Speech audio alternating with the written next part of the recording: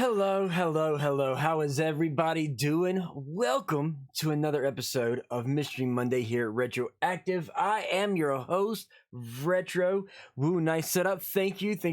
For those who don't know, got a new setup, got a new look, new vibes. Been a while, new year, new look. I'll be slowly adjusting all my streams to have a new look, updating them, keeping them fresh, keeping a nice little cool vibe, keeping you guys on your toes. So yeah, got a new little look, something kind of fresh and different. Hopefully you guys like it. As you saw with the intro, it was a simple intro, nothing extravagant. Did they kick you out of the church? They may have kicked me out of the church. Believe it or not, Socat, honestly, yes, I was once kicked out of a church. Hello. Oh, Sparkle Queen Hello. Michelle, hello. Glad to have everybody here tonight. Jeff Islomo, if you can do me a favor and do a shout out. For some reason, my stream deck is not properly working. So I'll be fixing that later tonight. For some reason, my shout out button doesn't want to work. It keeps wanting to error out. As soon as the stream is over tonight, I will be uninstalling my software and reinstalling the stream deck software so I can fix that issue. Thanks again. We got Leather Rebel right Most there. times I say like a different lyric than what it actually is. Call of Duty, I think. Sound like Tell an what that idiot. game is. You said Call of Duty. That may be wrong. He's got Hellfire dropped out. Nice. Yeah, Vegetron. Yes. You just said, yeah, kick myself out. No, so it's Sailcat who asked. Sailcat asked who said about it. He's around here, so Yes, I can't. back when I was 21, I was raised in a mini costume. I will fight you with my fucking fist. There's Hellfire right there. Well, a short little clip, and there's the wonderful Tabitha right there. Make sure you check these people out. If you're new to the stream and you don't follow these people, make sure you follow the people that you're seeing getting shouted out. They are some of my favorite friends. They are some of my favorite streamers. They are awesome on their own right, so definitely check them out. When you follow them, let them know that, hey, I found you from Retro. Give them that little let them know that you found them through me. But yes, I was banned. Oh, there goes Hogo right there, guys. I was kicked and banned out of my own church that I grew up in as a kid because I have. If I get to where y'all can see it, I have tattoos right there. So because I have tattoos, I was kicked out of my church. And here's I was kicked out of my church and banned from my church, a church that I was raised in since I was a little itty bitty kid. Are you trying to make? They kicked me out. It is whatever.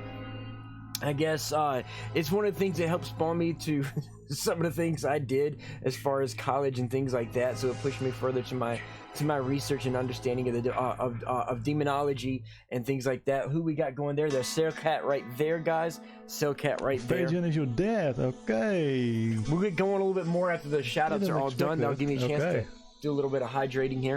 It's normal. The servers have a live period. I expected that because. So, how are you guys doing today? How is everybody? Ominous F13 musics, right? Ominous, exactly. Ominous. Hellfire and his ominous. But how are you guys doing today? How is everybody in the chat? Go ahead and let me know how you guys are doing. If you've had a good day, if you've had a bad day. For me, I've actually had I've had a decent day. I made an appointment to get my car fixed on Wednesday. For those who don't know, I've been without my car for a while because the speed sensor isn't working right, so I don't have a speedometer, and for some reason the battery wants to drain overnight, and I have to constantly keep charging it. And I've gone through 3 brand new batteries. Doing well here, just watching you while packing orders. Nice, Tabitha. Paladin Baz says, tired, LOL, been at work, got another few days to go. Hey, Paladin, you're right there with Hellfire. He just got off work not too long ago himself, so you're right there with him as well. Vegetron says, my front differential on my trunk blew last week, so I feel, yeah, it sucks. I've been through 3 different batteries, don't know what's up, so I'm sitting in to get fixed. For those who don't know, I finally got my stimulus check, and every single dime of that is going to fix my car. The reason being is, for those who don't know, I recently had $3,000 stolen from my bank account. So up until this right here, I've been completely broke, and this whole check right here is spoken for already. So technically, kind of, sorta, I'm still broke until the end of February. So it is what it is, but I'll manage. I'll make do. Come February, I'll have the bank is supposed to put my put 3,000 back in with a little bit of, hey, look, we're sorry, it was our fault, 10% extra penalty, whatever, supplemental something or other. I forgot what they fucking called it, but I'll get $300 extra, but the $300 ain't gonna do me no good until after they put it into my damn checking account, you know. So it's I have to be a little tight on money. I've been borrowing money from family to pay bills, and once I get that 3,000 back, I have to use that 3,000 to pay my family members back. So it sucks, but it is what it is. Life happens, everybody. It's one of those things. That said, ladies and gentlemen, we are continuing to talk about demons. I am going to get a little biblical tonight. Just a heads up on getting biblical, just so everybody knows, this stream is not about forcing one religion or another or a belief. Those of you who are regulars at my stream, the regulars of here, they know I don't force any set religion. I merely talk about certain religions for the sake of education. I am open to talking about a lot of things. There's gonna be some streams where I will be pulling Tabitha Sabbatha in for certain religious beliefs and understanding. I've got some other friends that I'll be pulling in for their expertise in other religions as well. So I just wanted to give you a small little disclaimer. I don't force anybody to believe one way or another. If you're agnostic, you be agnostic. If you're atheist, you be atheist. If you're a Satanist, be a Satanist.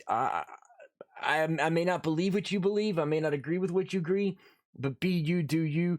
We were given free will, and as humans, it is our right to believe and choose as we do. So because of that, I just want you to know that when you hear me talking about the Bible and certain beliefs, it's because of proper education of a subject. There are many facets of data for certain subjects, especially when we talk about demons and what I'll be getting on tonight. Now, for those who are new to the stream, I typically do the education. Normally, I have people in chat with me, agnostic here. A lot of y'all are agnostic, and it's good. It's all good. Everybody believes what they want to believe. I actually believe in God. I may not believe in one set religion, but I do believe there is a God. I do believe there is a higher power. One of these days, I'll actually go into explaining to you guys what I do believe and why I believe what I do, because it has pertinence to the subject of the paranormal. So I will eventually go into my beliefs down the road. I plan to do. I'll give a shout out to Hellfire. Hellfire does what he calls the roast and toast. He does a lot of question and answer. I am going to be doing something similar one day, but I will have him on the stream. However, mine won't be as long as his. It's only going to be probably 5 questions at the max. It'll be my way of advertising him, because I will be when I do my little question and answer thing, it'll be for the sake of advertising him and his stream with shout outs and links and things like that. So it'll be my way of advertising Hellfire. That said, just to let you guys know, I will eventually go into a discussion of myself somewhere to give a video recording background that I can put on YouTube, so that people can further when they find my YouTube, they'll actually be able to understand who I am and where I come from and my understanding. That's the reason why I do that. Billy Blitz is in the house. Jeff is Lone Wolf. If you can drop a shout out to Billy Blitz for me, please drop a shout out to Billy Blitz. I would greatly, greatly, greatly appreciate it. Thank you for that, Jeff is Lone Wolf. Jeff is Lone Wolf is one of the most awesome people that goes under the radar all the time. Jesus. There's Billy Blitz to everybody. Bear with me for a second here, Bro. The music he's playing in the background of his stream. Why'd you gotta do that to me, Bob? Team Blitz member, his Bando Blitz. But definitely follow and subscribe to Billy Blitz. He does a lot of sharing. I'm glad that made your day. Hilariously very good. He's good at shooter games. He's hilarious. The whole 9 yards. There's the man Hell Monkey, one of my paranormal brothers, right there. Hell Monkey does a lot. He actually drops a lot of knowledge. Usually I have Onyx Demon in the house. Here. He's one of my fellow people, fellow educators. We're going to wait for these shoutouts to play through real quick, and then we're going to go ahead and get started again. There we go. Okay, so as I was saying, 4 demons tonight, guys. Let me go ahead and get to my notes. I gotta scroll up. I got a lot of notes for you guys. So for the past few Mondays, as you see on the board, we've been discussing demons. Today, I will go into the types of angels and demons and their hierarchy. Angels and demons are categorized in 4 groups: benevolent, malevolent, ambivalent. I can't speak today. Ambivalent and neutral. Okay, I'm going to go to discuss the 4 different groups real quick, and then I'm going to go further into it. The reason why I'm explaining the 4 different groups is because of the fact that I'm going to be talking about Lucifer and Satan and the different angels and demons very soon. And then once we get going with this, we're going to get talking about the different beliefs through the religion, and I'll explain why later. I actually have an explanation to all this near the end of the teachings, guys. Now, benevolent beings are usually angels, but sometimes ghosts of ancestors or other spiritual beings as well. They assist people in achieving a good, correct, or proper place with God. With angels, they not only act as messengers of the divine truth, but are also believed to be effective in helping people attain salvation or special graces or favors. Their primary function is to pretty much praise and serve God and obey His will. This is pretty much true in Christianity and Zoroastrianism. Zoroastrianism. Let me actually type that out for you guys. Zoroastrianism.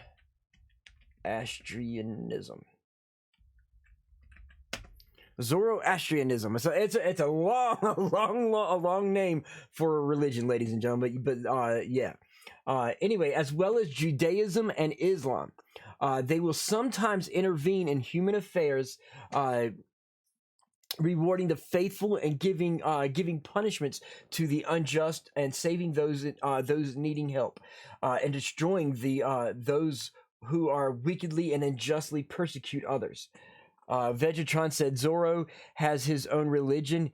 I guess so. It's the Zorro. If Zorro has his own religion, it's the way of the sword. This is the way. And if you don't know what that comment is from, you need to go get Disney Plus. So with that said, pretty much a benevolent being is somebody who is there for positive means to help and pass off a message of Christianity. There can be only one Zorro, right? Now, with that, you have the other side of the coin, which is the malevolent beings.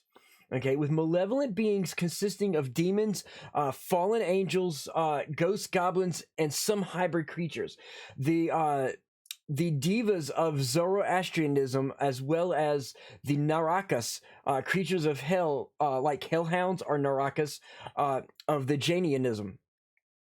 This also adds into Japanese Oni. And for those who don't understand Japanese ways of life and the Japanese culture, a Japanese Oni is an attendant of the god of the underworld, or the gods of the underworld. And for those who don't know, I am reading notes, but it is what it is. I don't have a teleprompter to be able to fully look at you and talk at the same time. Anyway, they also consist of other spirits, evil in nature. These beings are said and thought or believed to hinder one in achieving proper relationship with God. Some scholars of medieval demonology write about the hierarchy of the 7 main evils. This is what we will pretty much focus on tonight, going into a few different things.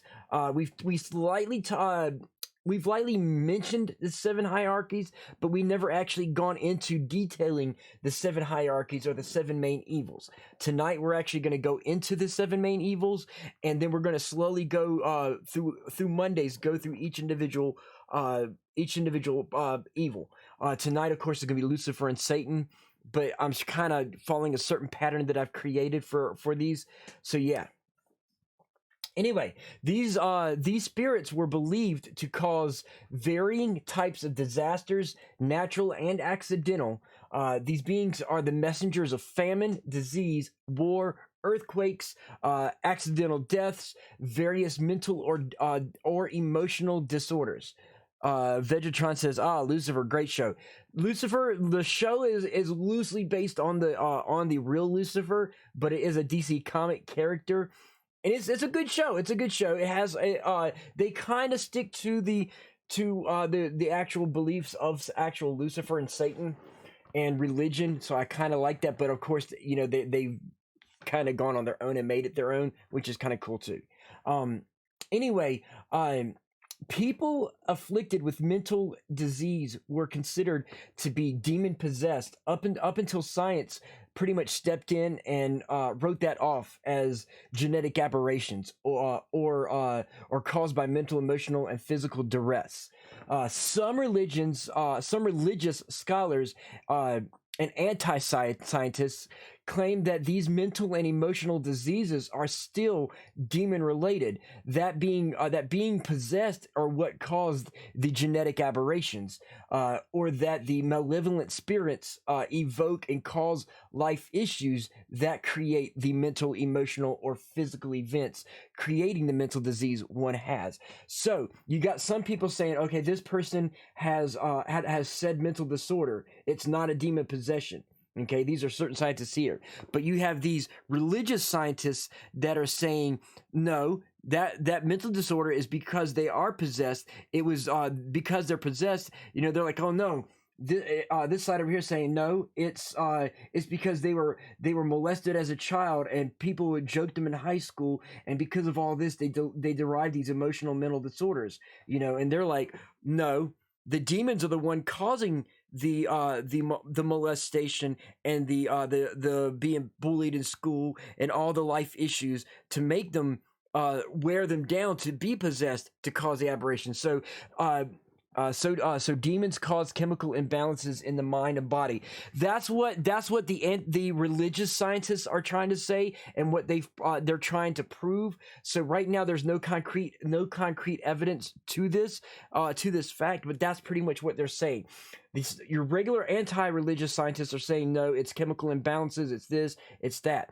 The religious scientists are saying no, that the chemical imbalances are effects of being possessed, or some of the stuff is caused by, you know, like like for me, ladies and gentlemen, I was bullied all through school. Okay, but did I turn out with any mental or emotional disorders from being bullied in school? No, I didn't.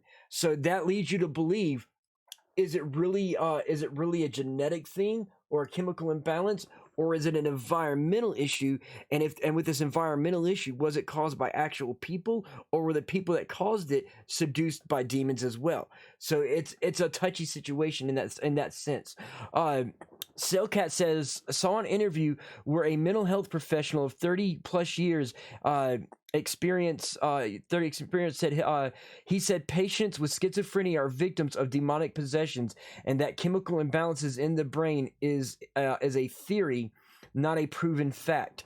Correct. So see, exactly. So Kat, there are certain scientists that have their evidence in research proving that the effects of what we think are chemical imbalances are caused by demon possessions and forces outside that go to around people to wear them down, so that they can basically, a demon possesses you when you summon a demon, or if they want to possess you, they're going to wear you down, cause strife in your life, cause duress in your life, that's going to wear you down and allow you to be open to being possessed. So that's one of the understandings of why this is that. I'm not saying that's true, I'm not saying it's false, I'm just saying that's one of the beliefs and researches and understanding of today for those religious scientists versus the anti-religious scientists.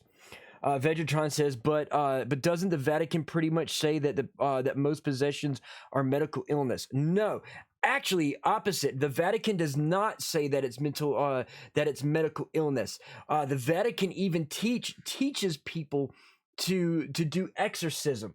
The Vatican is 100% pro you know, this is this person is possessed. We've taught these specific priests how to do demon possessions. So if the Vatican themselves, the main Vatican in Italy, is teaching people to do demon exorcisms, you know, if they're teaching them to do exorcism, then it leads one to believe that that the Vatican doesn't think it's a medical illness.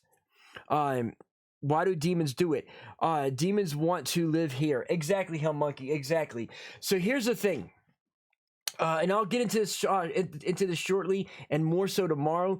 But long ago, in AD 80, which is a time, it's an actual time, ladies and gentlemen. You know, before Christ, AD, after Danana, AD 80, 200,000 years ago. Okay, 200,000 years ago.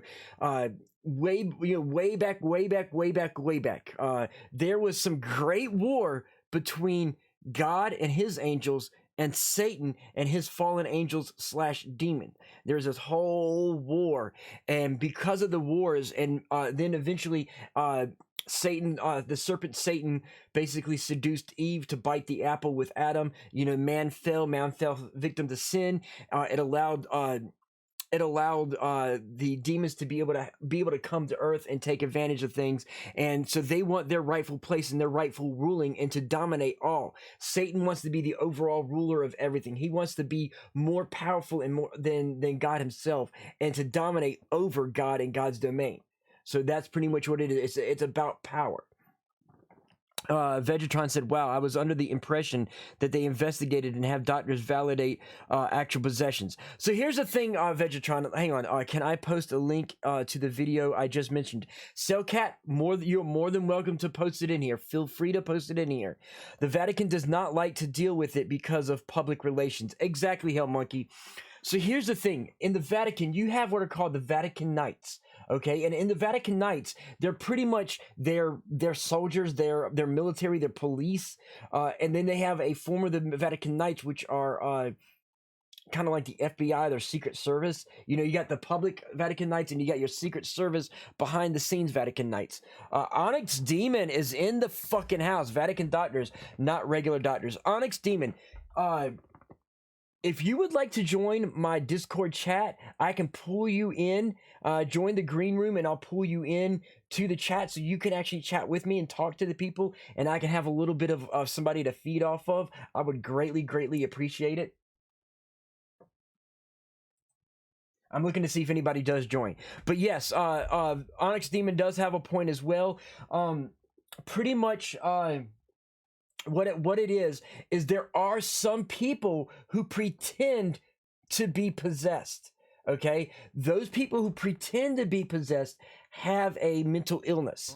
Okay, I'm more realistic. So wrong way. Onyx Demon, everybody, motherfucking Onyx Demon, right there, guys. Really?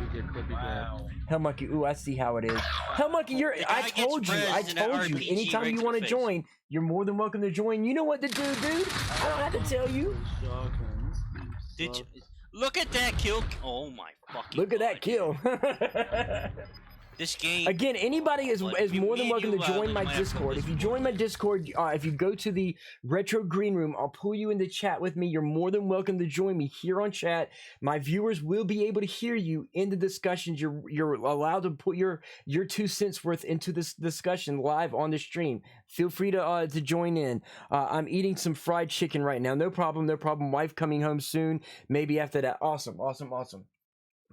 So anyway, as we were saying, there are some people that pretend to be possessed, and there's some people who are really possessed. So what the Vatican says is, okay, these people are mentally ill, you know, and we're going to treat them as if they're mentally ill. These people are really possessed, and we're going to possess them. They're not saying that possession is not real anymore. They're saying that there are people who have mental disorders. They're not saying that mental disorder doesn't exist. They're saying that so-and-so has a mental disorder and is not possessed. This person is possessed and comes off as being mentally unstable. Tabitha says, some people in the church fake it for attention. Exactly. Okay. For instance, let me give you a little breakdown. So demons are responsible for my depression. Not every time, Vegetron. Not every time. Not every time. It's not 100% every single time that it's always demons. For some people, it's actually really. This is at least my knowledge, my training on it. Some people who have mental issues or emotional issues, they're real chemical imbalances. But some people who appear to have what people think is a mental issue are causes of depression. Not every single person is possessed. Some people are, some people aren't. And it takes somebody who understands demon possessions and exorcisms and demonology to know this person's faking, this person's real. And I got Onyx Demon in the chat with me already. Hello, Onyx Demon. Idiot. Hold on, for some reason you are low. Let me check why you are low. Can you go ahead? Myself today I could myself up if you need me to. Say that again. I said I turned myself down the other day. I can turn it up if you need me to. No, I got you. You're there. I got you, bro. I got you in. They can hear you. So, let's see. Zach Bagans often feels he's being possessed. Yeah, Zach Bagans usually often feels he's being possessed. Exactly. Zach is a moron. Yes, he is. Yes, he is. So, Onyx, can you explain the difference? So maybe you can explain a little bit better between the real mental issues and those that are demon possessed. I can tell you the steps to figure out if it's mental health or if it's demonic possession. That works too. That works just as well. I mean, what it comes down to is if, say, you think somebody is possessed, you're going to you're going to what's the word? Sorry, I just woke up, man. Hey, you're all good. And I know where you're going at this. And I'll get you started. One of the ways you're gonna wake up, Corey. Oh my God, you are going to go and talk to your local priest. He will then determine whether or not he thinks it's a possession. exactly. At that point, he will have to notify the Vatican. He needs explicit permission, and he needs proof from Vatican doctors that this is, in fact, demonic possession or an exorcism. At this point, they will send out an expert in exorcism. Not every priest can do an exorcism like these fucking movies. It doesn't work that way. It provides somebody with extensive training. Because if they don't do it right, you're probably gonna die. A case in point, the haunting of the exorcism of Emily Rose. There's a movie based on a real exorcism. Emily Rose actually died because of they ignored it as being possession. They thought it was a mental issue for a while, and they allowed it to prolong to the point that when they finally realized that it was she was demon possessed, they performed the exorcism too late, and it caused the amount of strength it takes to last through a demon possession is really high, and it exhausted her to the point of death. So exactly. I'll say I remember that movie. Okay, cool. So like Onyx said, pretty much if you notice somebody being not themselves to astronomical ends, different than like, say, hey, retro doesn't cuss anymore. Why the fuck is he not cussing anymore? Then you're like, okay, that's not normal for retro. We know he hasn't found religion. So because of that, that something's wrong. You're going to go talk to a priest, be like, look, Retro's not sleeping. He's not eating. He's not cussing. He's not even talking like himself. Then a priest is going to come visit me and be like, hey, Onyx Demon, your buddy Retro, I think he's possessed. And then they're gonna Onyx Demon and that priest are gonna, like Onyx Demon said, contact the Vatican, and they're gonna diagnose me, and they're gonna be like, okay, this is a mental disorder, or yeah, Retro's possessed, and they're gonna go through one, either go see doctors and knock a sledgehammer across my head and knock some sense into me, or begin exorcism. So the Vatican's go ahead. For Vegatron here, she was not possessed by Lucifer. She was possessed by a trickster. Yes. The demon that in fact possessed her claimed he was many things, like Lucifer, Hitler, Cain, Judas, a few other ones. as well that he said that he was. It was a trickster of demons. It was a liar of demons. They never actually got his real name, and that's why she died, because you need the demon's name to expel it. Yep. And see, the thing is, because during those times they weren't as educated as they are now. So most of the people now doing exorcism, they know, like with me, guys. Okay, I am well versed in demonology. I know pretty much all that. Not every single demon, but most of the demons' names, I do know them in one tongue or another. And so someone like me, and there's other people who know more the names of all the demons 100%, which is way more than me. They know these names, and they're able to say, oh wait, this isn't really Lucifer. This is the trickster demon. Such and such. His name was such and such. It's this and this and this, and they'd be able to better do that. But at the time, they didn't have that education and understanding like they have today. So it kind of did her in, and it's sad that happened, because they waited too late. They messed up because they were believing the trickster demon, rather when you're not supposed to actually believe the demon on everything that he says, but they did. So thank you for calling that out. Anything he says. Yeah, exactly. See, I've heard there is a hierarchy of demons, and there is. That's actually what I was just about to get into here in a second. Let me go ahead and read these notes real quick, and then I'm gonna get you to help me with that, Onyx. You think? Let's see. The spirits are believed during. I gotta remember where I was in my notes. I completely lost. Oh, these spirits were believed to cause varying types of disasters. Already read that. Some religious, any scholars. Okay, that's where we were with the mental disorders. Angels and demons are considered. Where's my cursor? Fuck. There we go. Angels and demons were considered spiritual, non-corporeal beings. Ambivalent and neutral beings found normally in Western religions usually divide in their inhabitants of the cosmos into those who are allied with or oppose the supreme being. Islam, however, classifies spiritual beings into angels, demon, jinn, or genie. Later, we'll go into the details on genies and jinn, because that's one of Onyx Demon's favorite subjects as well. But I'll pretty much say that they were said to have been created about 2,000 years before Adam, the first human, pretty much out of fire. Varying minor ambivalent neutral beings such as elemental spirits of water, fire, earth, and air are generally neutral, but in order to stay that way or to be beneficial to humans, sometimes sacrifices and rituals, depending on the religion or belief, must be performed. So yeah, we're going to go into your subject of jinns. I know a while back, Onyx Demon, you asked for stuff on jinns and genies. Yep. So we're definitely going to get into that.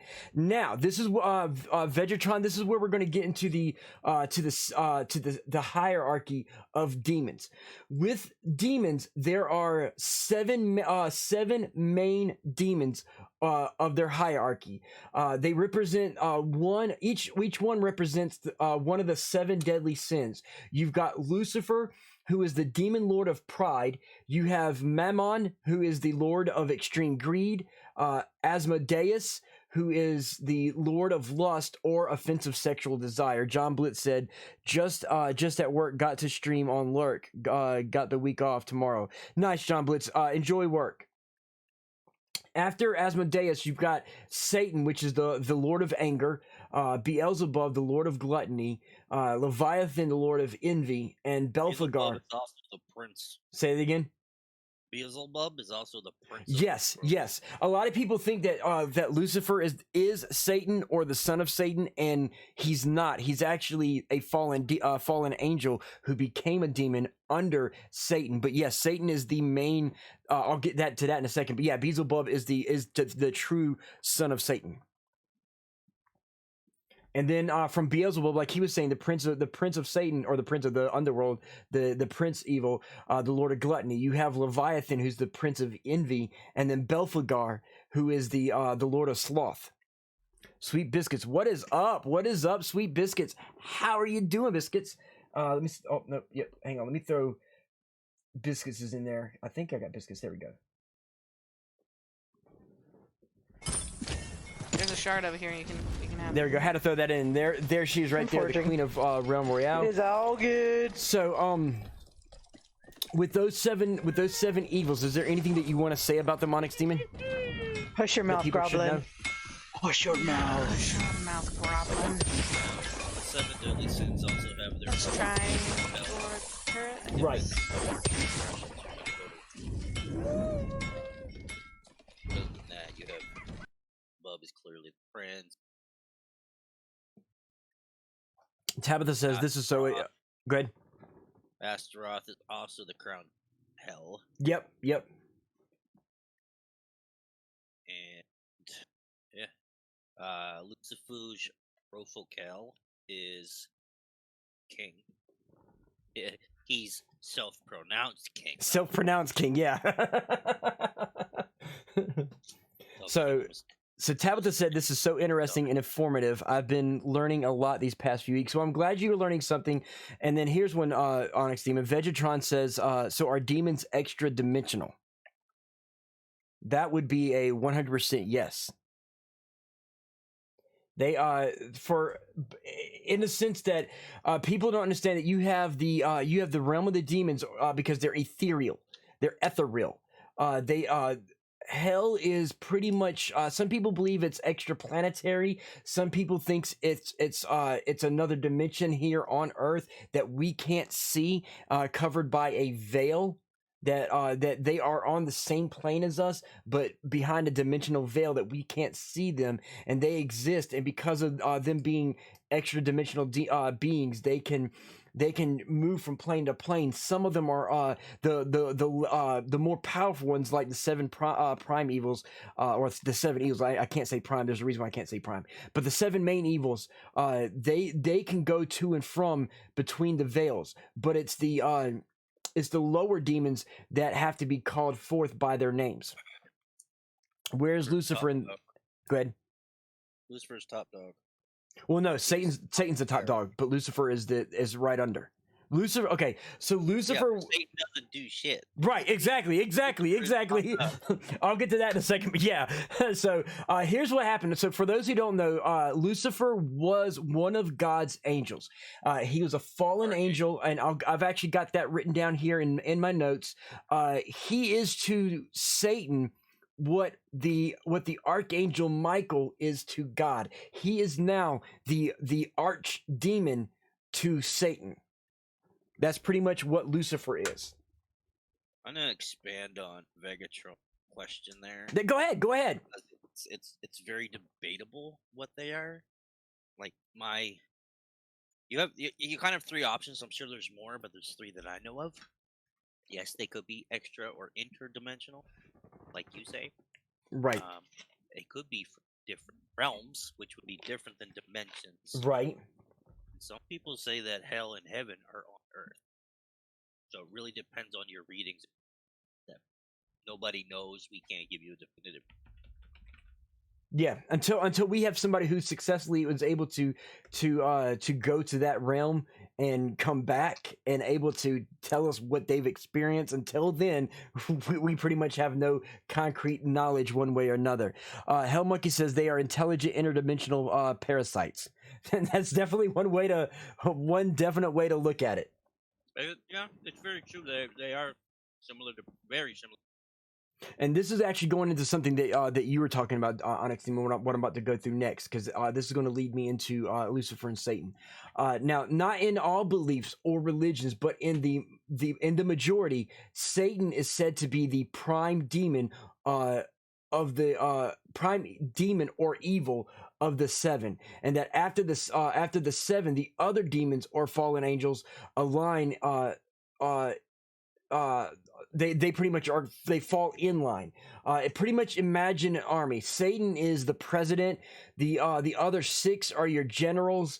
Then you have your captains, your lieutenants, your sergeants, and your soldiers. Okay, so there are like other demons that fall under, like Onyx Demon was saying, like each demon of sin has their own hierarchy under them. You know, like you got lust has its own levels of hell, and gluttony has its levels of hell with all his underlings, you know, and then there's underlings under that. So there's different levels and different ranks of demons. They don't actually use sergeants and soldiers and lieutenants and captains. Usually, if you see a TV or movie show where, like, especially like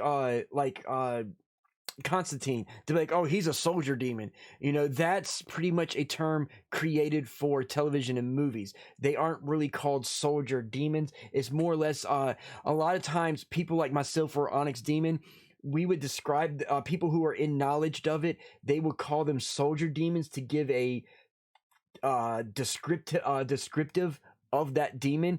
And then the movie people are like, oh, they're soldier demons. We're gonna use that. So yeah. Yeah. So, if you've ever watched the Da Vinci Code trilogy, Yeah. it would be Da Vinci Code, Angel, Demon, Inferno.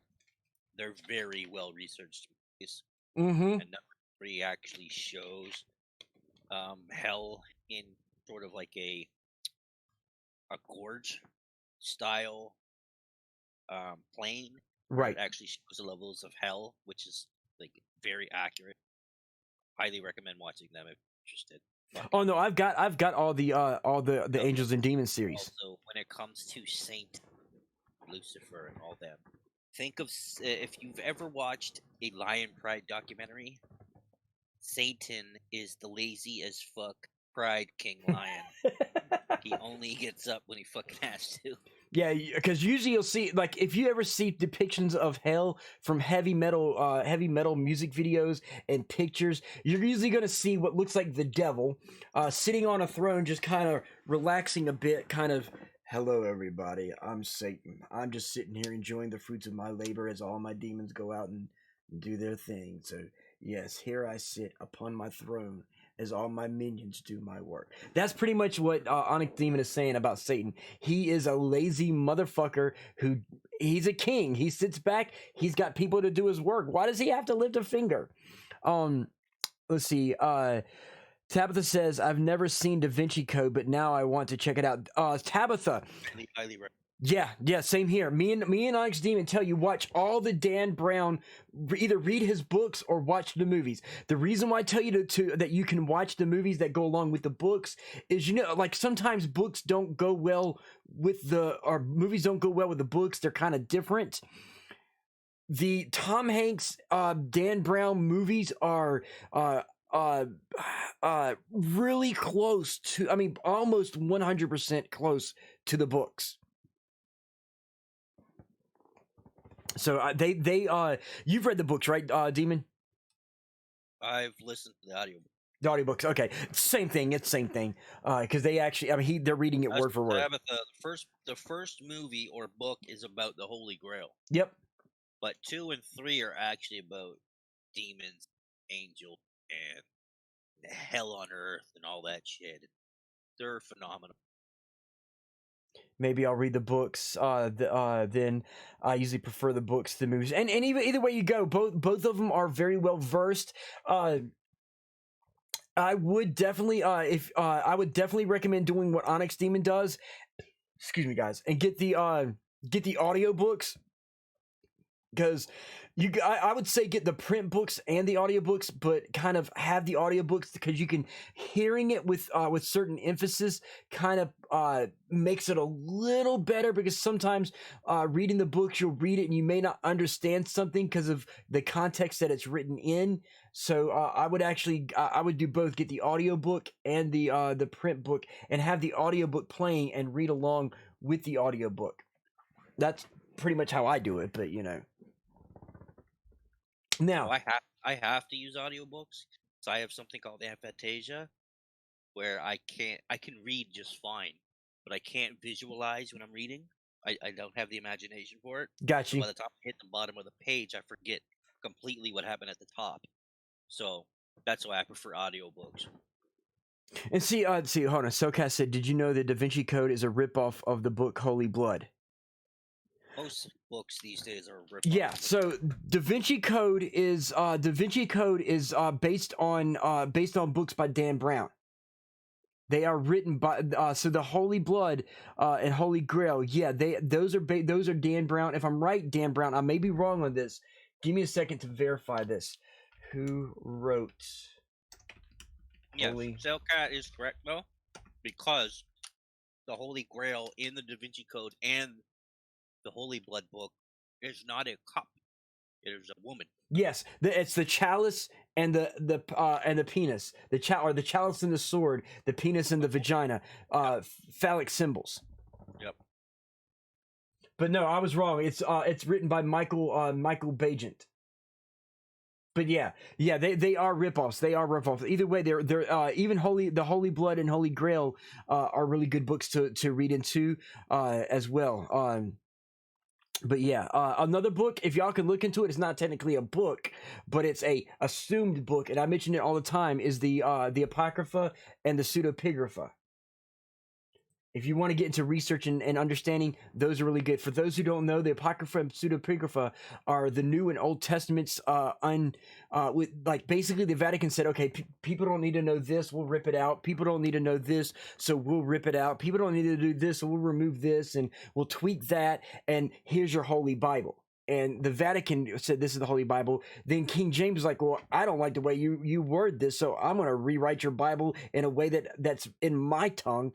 And he makes the King James version so that people can better understand it as well. So the Bibles are basically based off this book, that's based off this book, that's based off this, that are all based off the Apocrypha and the Pseudepigrapha. And the Holy Blood, Holy Grail books are really attached to the Apocrypha and Pseudepigrapha. So that's one of the reasons why you definitely want to read those two books. Holy Blood and Holy Grail is written by Michael Bagent. Exactly. I had said that earlier. But getting back to notes, so that I can move into things. In some beliefs, Satan and Lucifer are one and the same. Some believe that Lucifer is, in some ways, was the son of. However, in most belief structure, he is a fallen angel seduced by Satan. Moving into Lucifer, one of the most infamous beings whose name is known to humanity, and for good reason. It was his rebellion against the rule of God that sent him into the spiritual darkness 200,000 years ago, and today we still feel the effects of this. Although Lucifer bears tremendous responsibilities for the present condition of our planet, others of his ilk are likewise responsible for much of the blame. You will find much of the story of Lucifer in two key sections of the Old Testament of the Bible: Ezekiel 28 and Isaiah 14. And Ezekiel is now. I'm talking like you right now, honestly, man. Damn, I'm awake now. right? You're awake and now I'm going to sleep, and I'm the one talking.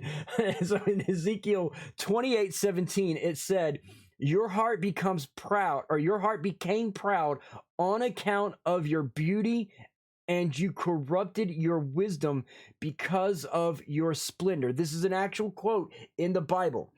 It's pretty much saying that Lucifer apparently became so impressed with his own beauty and intelligence and his power and his position that he began to desire for himself the honor and glory that belonged to God alone. The sin that corrupted Lucifer was self-generated pride. And as such, the sin of pride is the first sin ever created. This predates pretty much the fall of man with Adam and Eve. In Ezekiel 28:18, and anytime you want to jump in, Onyx, feel free to cut me off. In Ezekiel, so angels have free will. Angels don't have free will. Humans have free will, but certain angels, they have to obey the God, but they can have emotions and thought.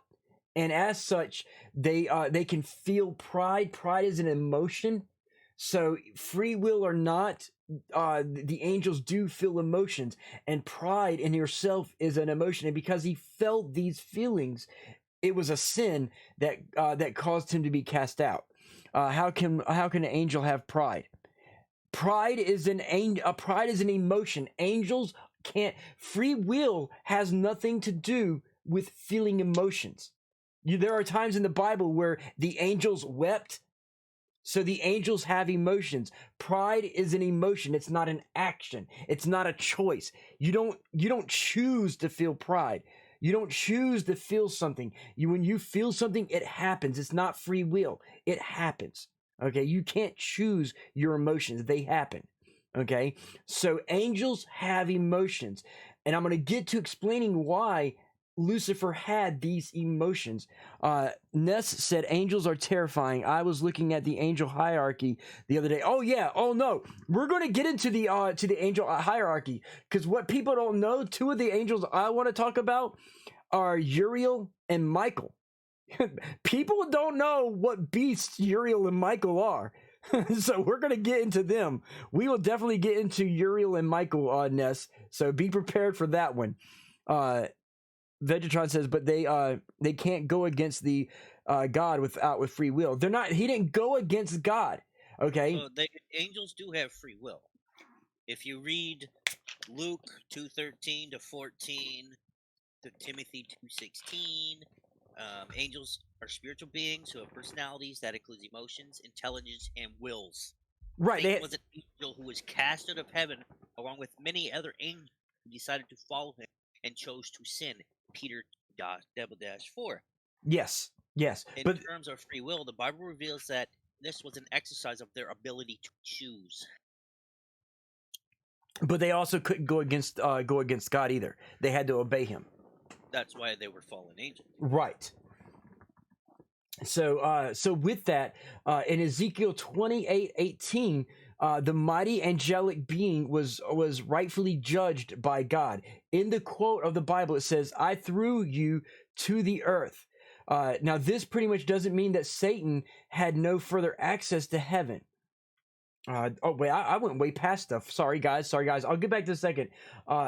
Did I know that? I'm right. So as I was saying, this doesn't mean that Satan had no further access to heaven. For other scripture verses clearly indicate that Satan maintained this access even after his fall. And I say Satan because, as I said, some beliefs say that Lucifer and Satan were the same. But after his fall, a lot of this is written in Job 1, 6 through 12, and Zechariah 3 and verses 1 and 2.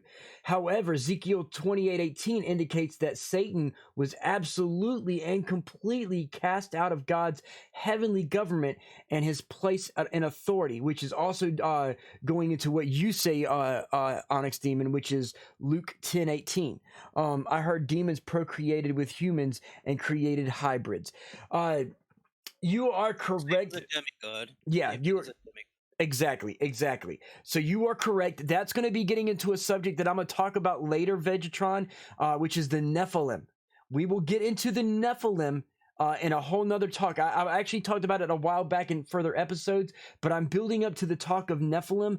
That's a whole nother topic that I will get into. So trust me, we will talk about Nephilim and basically the hybrids, your, as Onyx Demon said, your Christian version of demigods.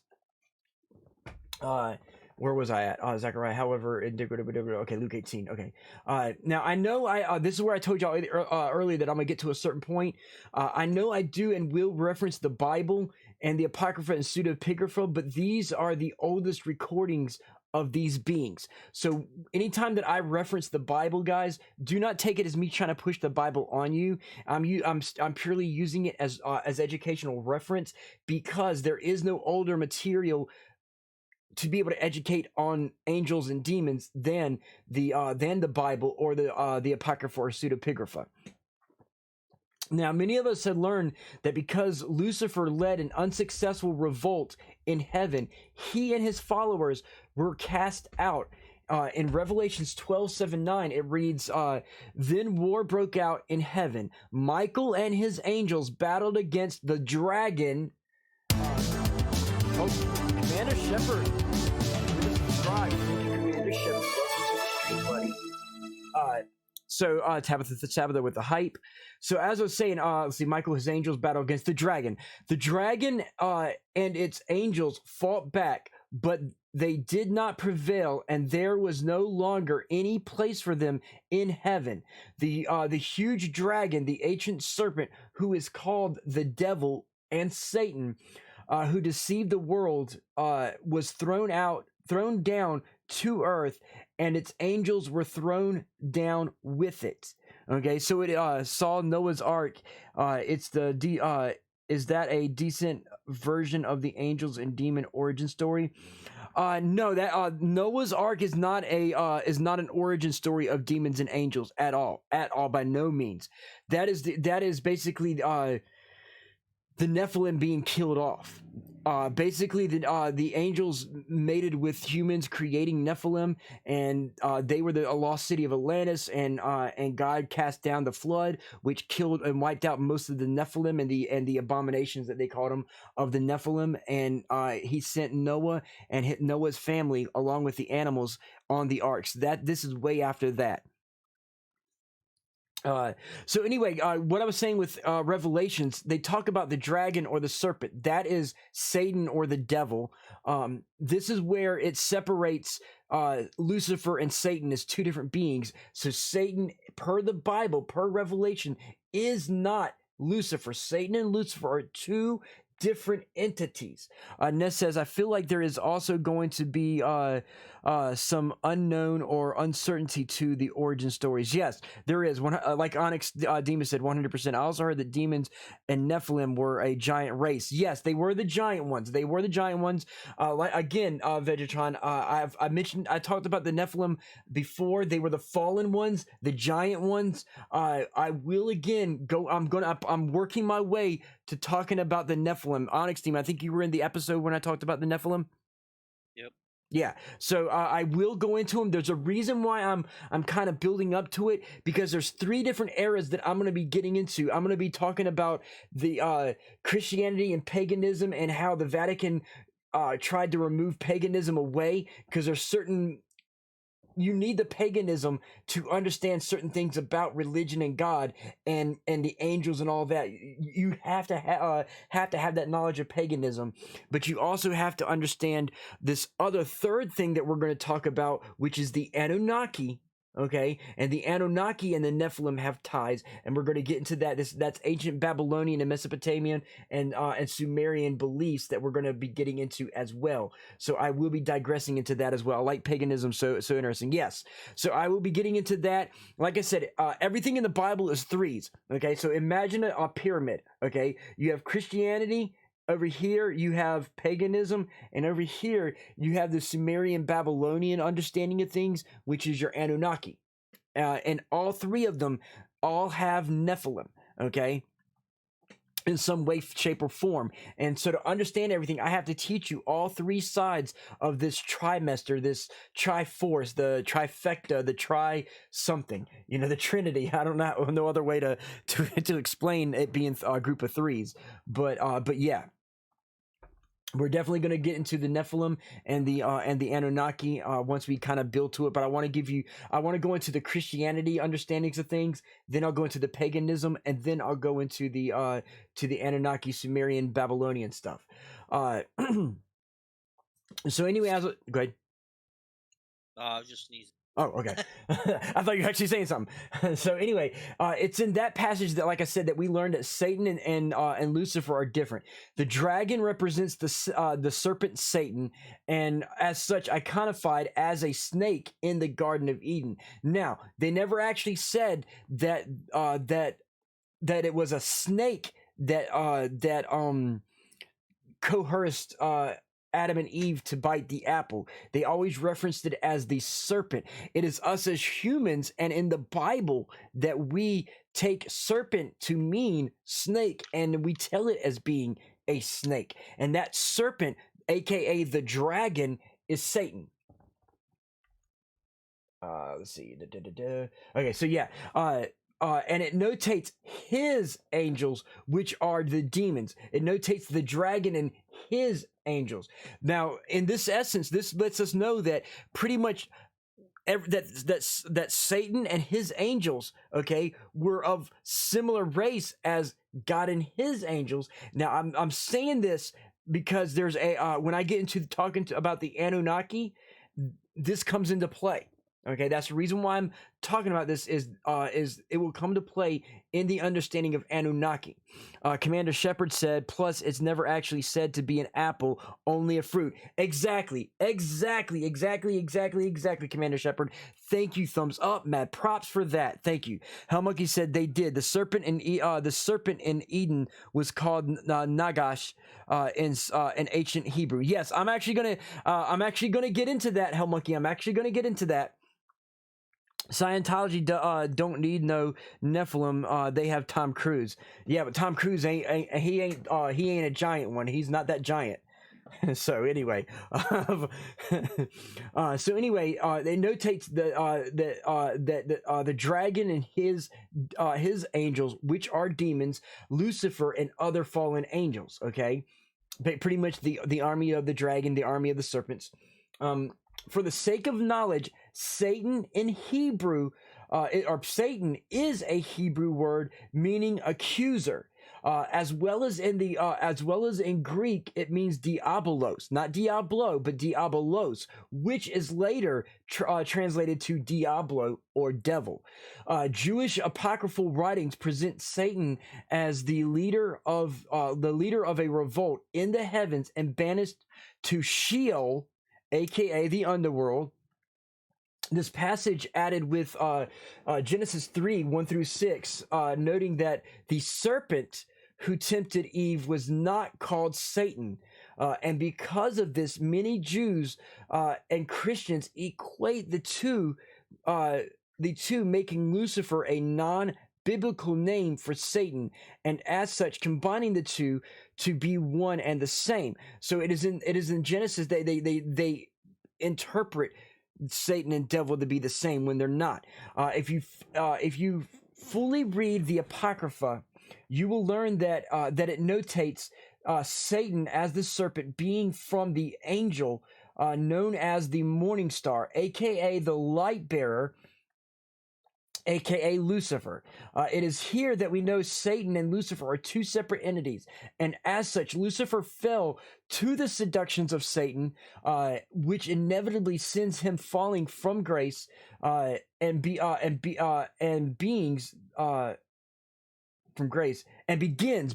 I mistyped out, or typed beings instead of begins, and begins the revolt of Satan, aka the dragon, along with Lucifer and the fallen angels, now demons, and their banishment to the ethereal world of hell, where they spend their days deceiving man and tempting man to commit sins and signing their fate to eternal damnation, i.e., using their free will given to them by God. Okay, before I go into the other thing, so pretty much with what Hellmonkey was saying with the Nagash, in ancient Hebrew, pretty much serpent was Nagash. This was during the times of the land of Nod. For those who don't know, land of Nod, the land of Nod in some biblical understandings is the land of darkness, which Cain had fled to after killing Abel, where he met Adam's first wife, which was Lilith, and Lilith was pretty much a demoness. She wasn't a normal human, and as such, her children were not of human origins either. A lot of people speculate that Lilith was of the same originations as Satan. Lilith bred with Samael. Exactly. And people believe that Lilith, that her children are also, when they die, they go to hell with Satan and become some of the non-fallen angelic demons. Now, Onyx team, you have anything to say or add as of right now? I do not. You do not? You have nothing? I'm shocked that you have nothing to say. I'm joking, of course. So anyway, just once again to alert you guys, I'm not witnessing religion, nor am I alerting you to, I'm pretty much alerting you to historical views and stories. Now, as next Monday, I will explain the other remaining lords of sin, including Baphomet, Baphomet, Baphogar, and Asmodeus, and all of them. And Leviathan, and their connections to pagan beliefs. The reason for this is I will give you 3 understandings of demons and gods and angels. The third being the Anunnaki, as I explained earlier for Vegetron. I lost my train of thought. Understanding. The reason for this is that many people will tell you that there are 2 sides to every story, and this is completely wrong. There is not 2 sides to a story. There's actually 3 sides to a story. There's not a 4th. There's not a 5th. There's only 3 sides. Again, the whole triangle, the Trinity, the trifecta, the triforce, all about the power of 3. Everybody. 3 is a big dominance in biblical and religious terms, but there's always 3 sides to a story. You've got to pretty much explain this. You have first person, second person, and third person. Okay. Once you understand all the parts of the story, you can pretty much further understand the subjects.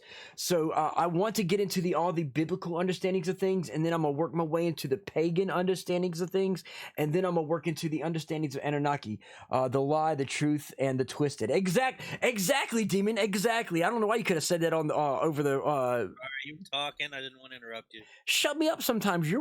Interrupt me, especially when it comes to something that explains exactly what I'm trying to say. So yeah.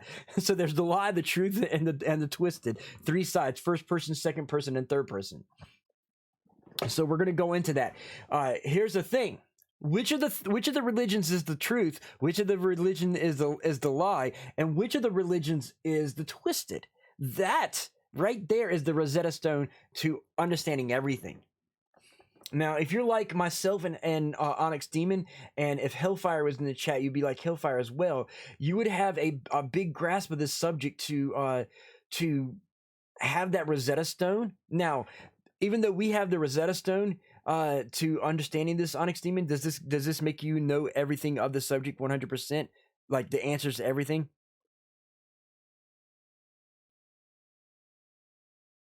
Onyx Demon. Did I lose you? Yeah. Okay. I was saying, does even though we have the Rosetta Stone of understanding all the forms of demonology and angels, does that let us know all the answers to everything? Never does. Never does. Exactly. It never does. Yeah. We will. What's that called, babe? My wife said something that sounds better than the twisted. What did you say it was? The lie, the truth, and they're perceived. There we go. Yes, I like that. Thank you, Ness. Thank you, Ness. Thank you. The lie, the truth, and the perceived. Because some people perceive things to be true, and it doesn't mean that it is true. Then you have the lie, and then you have the truth. The perceived is what someone says, okay, this is what they're saying. This is what they're saying. So somewhere in the middle is where I'm believing. You see only the part of the truth and the lie, and then you piece it together and perception. Exactly. Yes, I like that. Thank you, Nessology. Thank you. So yeah, we're pretty much gonna go into this. I'm gonna lead up to the paganism, Nessa with the big brain. Exactly, right. And hey, look, I have no problem admitting that men and women are equal. Women are no better than men. Men are no better than women. And Ness proves that sometimes a woman can know a little something that men don't.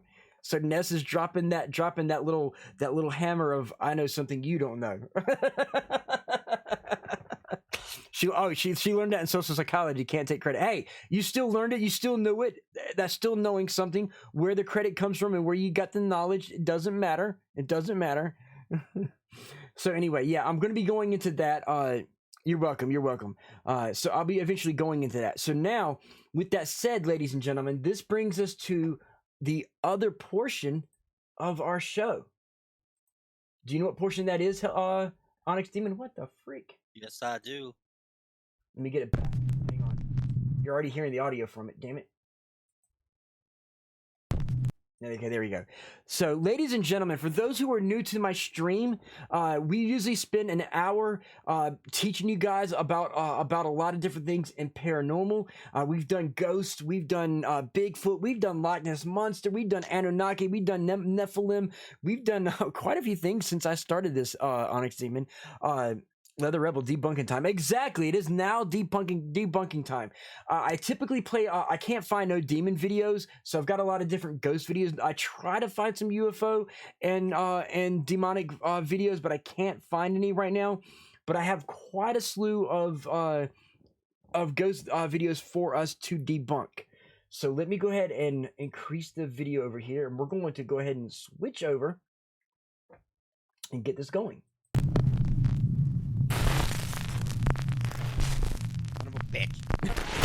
Top 5 ghosts caught on camera. Meanwhile, on TikTok. Oh, wait. TikTok. For those who don't know, let me go ahead and switch back real quick. For those of you new to the stream, we have a little saying here, or a little understanding that if there's a ghost caught on video, and there goes Leather Rebel dropping the knowledge. If you see a ghost caught on video coming from TikTok, more often than not, it's fake. So we can already guarantee instantly, just by the dropping of it being TikTok, this is going to be a fake video. I'm waiting to find the magical TikTok video, and Tabitha, always fake, exactly, Tabitha. I'm waiting, Onyx Demon, for that magical TikTok video that's actually legitly real. My question is it ever going to happen? Never, Yeah, never. right. These are just wannabe influencers. Yeah, they just want to get attention and get attention to their to get views, and they make shit happen just to get the views, guys. That's all it is. User Chris has security cameras mounted all around his home. Late one night, the cameras capture a very bizarre Say it again. Yeah, no, exactly. incident in his living room. So, Chris is at home hanging out with his friends when all of a sudden a phone starts ringing. Now, there's nothing weird about that, right? Well, trust me, it all gets very weird very fast. You can add boss if you want to, Hunter. Well, that looks cool as shit. Look right at 100. What? 70. What? No! What? No! What?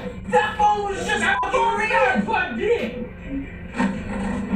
They're saying that thing's not plugged in! So I answered it! What? Did you hear it? That's what the review was of the Did you hear it? No! Okay, Onyx Demon, do you wanna try to debunk that? Yeah, that's very simple. You can literally download that ringtone on your phone and play it, and then pick up the phone. Yeah, because here's the... He's standing close enough to that phone on the wall that the phone in his pocket ringing would make everyone think that it's the wall. Exactly. Hell Monkey even drops out a little bit of knowledge. Who has a phone like that anymore? Probably played the ringtone. That's some terrible acting. Exactly. It's definitely bad acting. I was just going to say that, right, Commander? So here's the thing, too. If you look at the guy holding the phone, there's two people right beside him, and they went into the other room. One of them could have had the one of the phones that had the ringtone making it ring. So, if you notice too, there's actually also an intercom above it. Somebody could be outside with a phone. You're right. I didn't see right here, guys. Thanks for catching that one. Right here is an intercom system, and one of these guys right here that went into another room probably went to an intercom on the other side of the room and played the ringtone through the intercom, so it would go through where the phone was. So right there, it's instantly debunked. So let's go ahead and continue on to see how much more bad acting we can get. That was the phone. Yeah. What the? So you see her right here. She's you can tell she's faking the serious funk. She needs the some kind of un-Oscar for bad acting. Let's see. Purple Dinosaur 281. Unpopular opinion. All Redditors should be gassed. Thoughts? Not all Redditors, but some Redditors. Purple. Some Redditors. Yes, I will agree. Okay, so let's go ahead and get to this bad acting debut. That's not plugged in. I ripped this out of the wall! That ain't plugged in! Listen, Alex! You found this phone with us and it just rang on the wall! No, it didn't. Yes, it fucking did! She answered it! An old landline phone that Chris has on his wall starts ringing and his friend Julie picks it up. However, there's no one on the line, just static. But this is where things take up. Is they're freaking out over on the other end, and that guy's just chilling on VR like he doesn't give a shit. Exactly, right? Right? But you see right here, there's the two people that are in the other room. There's two people in the other room right now when he's talking to phone. Away, and then they come back. Exactly. So they could have went to the other intercom and got that through. So instantly debunked, guys. We're going to let it play through to the next one. A very bizarre turn. You see, Chris found this phone in an old abandoned school and simply hung the phone on his wall as some sort of retro decoration. Hold on. Wait. You notice how they said that he found it in an old abandoned school and he hung it on the wall for a decoration? Now, pay attention, guys. Hang on, let me switch to the chatting tree. Exactly, Leather, sus. Now pay attention, I'm going to rewind this video, but listen to the guy in the red coming from the right side of the screen with a ponytail. Listen to what he says. I'm going to back it up and listen to what he says. Okay, this busts it right then and there. So give me a second to rewind this a bit. Okay, let me switch to the movie screen. Now, the guy from the right is going to come over here and he's going to talk about it and he's going to point to this. But listen to what he says. There was a light on the intercom. Was it on at the beginning? No, it wasn't on at the beginning. But listen. That's not plugged in! I ripped this out of the wall! Do you hear what he said? What did he just say, Onyx Demon? I didn't hear him. He said he ripped it out of the wall. Yeah. Yeah, so he... the guy with the ponytail. Yeah, he did. Watch. The guy right here isn't the one talking. It's the guy over here. You see his hand. Watch. That ain't plugged in! Listen, Alex! You found this phone with us and it just rang on the wall! Oh, shit. Now he says you found this phone, right? He said you found this phone and it rang on the wall. But a second before, he goes and says, I ripped it out of the wall. So how can he find it and it be ripped out of the wall in the same? See, watch. Yeah. Let me kick it back a bit again. Yeah. What the f***? That's not plugged in! I ripped this out of the wall! See, right there. I ripped this out of the wall. Right there in text. I ripped this out of the wall. Okay? Yeah. Right there, guys. I ripped this out of the wall, and then they supposedly found it. They bust themselves right there. Completely fake. Right out the gate. So, yeah. Ness says, need to be cut off. Exactly. This says, the louder he yells, the more convincing he is. Right? So we're going to play this through and go ahead and go to the next one. I think they've been drinking a little too much of the problem. He's crunk over there. With his right?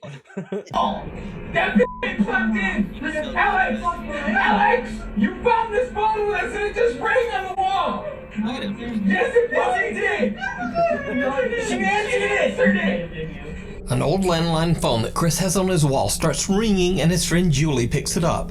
However, there's no one on the line, just static. But this is where things take a very bizarre turn. You see, Chris found this phone in an old abandoned school and simply hung the phone on his wall as some sort of retro decoration.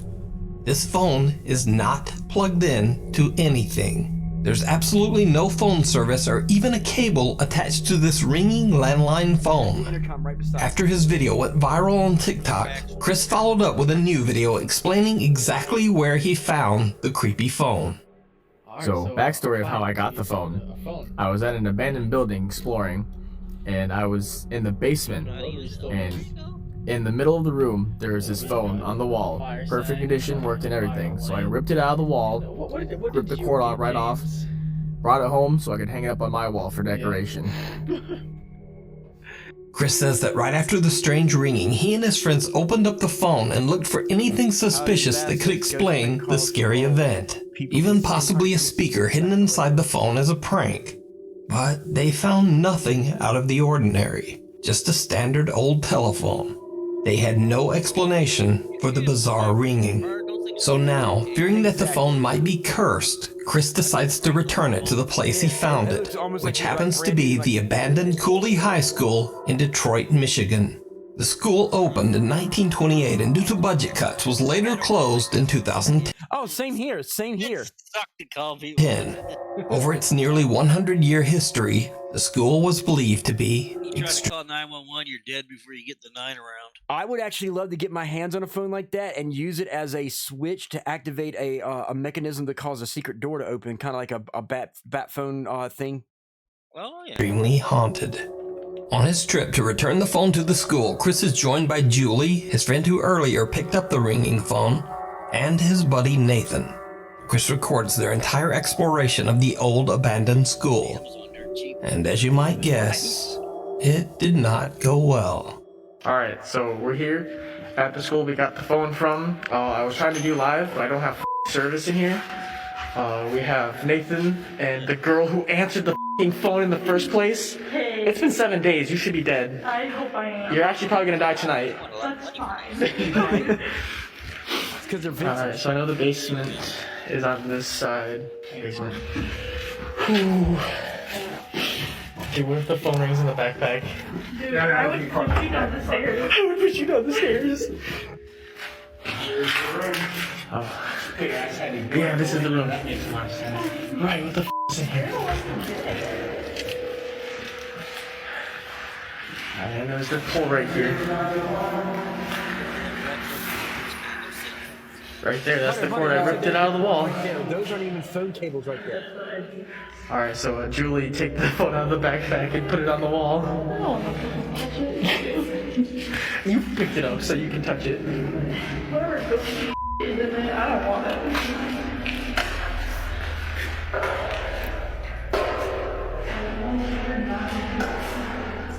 It starts ringing.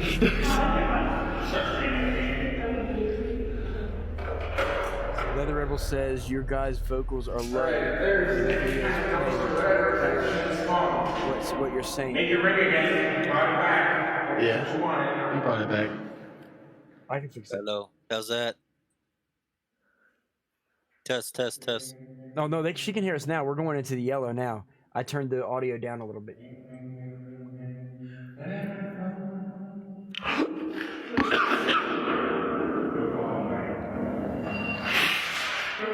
Where's that coming from? Is it? What are you? Okay, so that ring that they're hearing, I don't know if y'all can hear Is that it. coming from the other room? Why is there another phone down here? And why is it ringing? So hang on.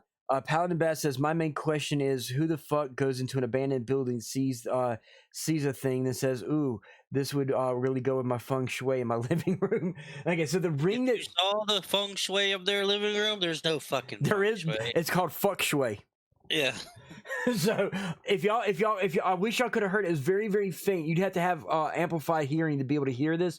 But the ringtone that they're listening to has a digital sound to it. It's like you mentioned Hellfire, Onyx Demon, that it has that they probably used the cell phone in a pocket, and that's what that ringtone sounds like. Let me play it back so people can hear it.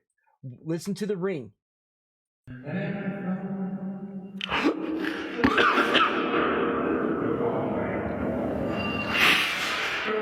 Where's that coming from? Yeah, that's fake. Because like those old phones, they have bells. They're Is that coming from the other room? Yes, exactly. Why is there They were another phone designed to be loud for a And why is it specific ringing? reason. Yeah. They're old bell ringers. They just vibrate. Yeah.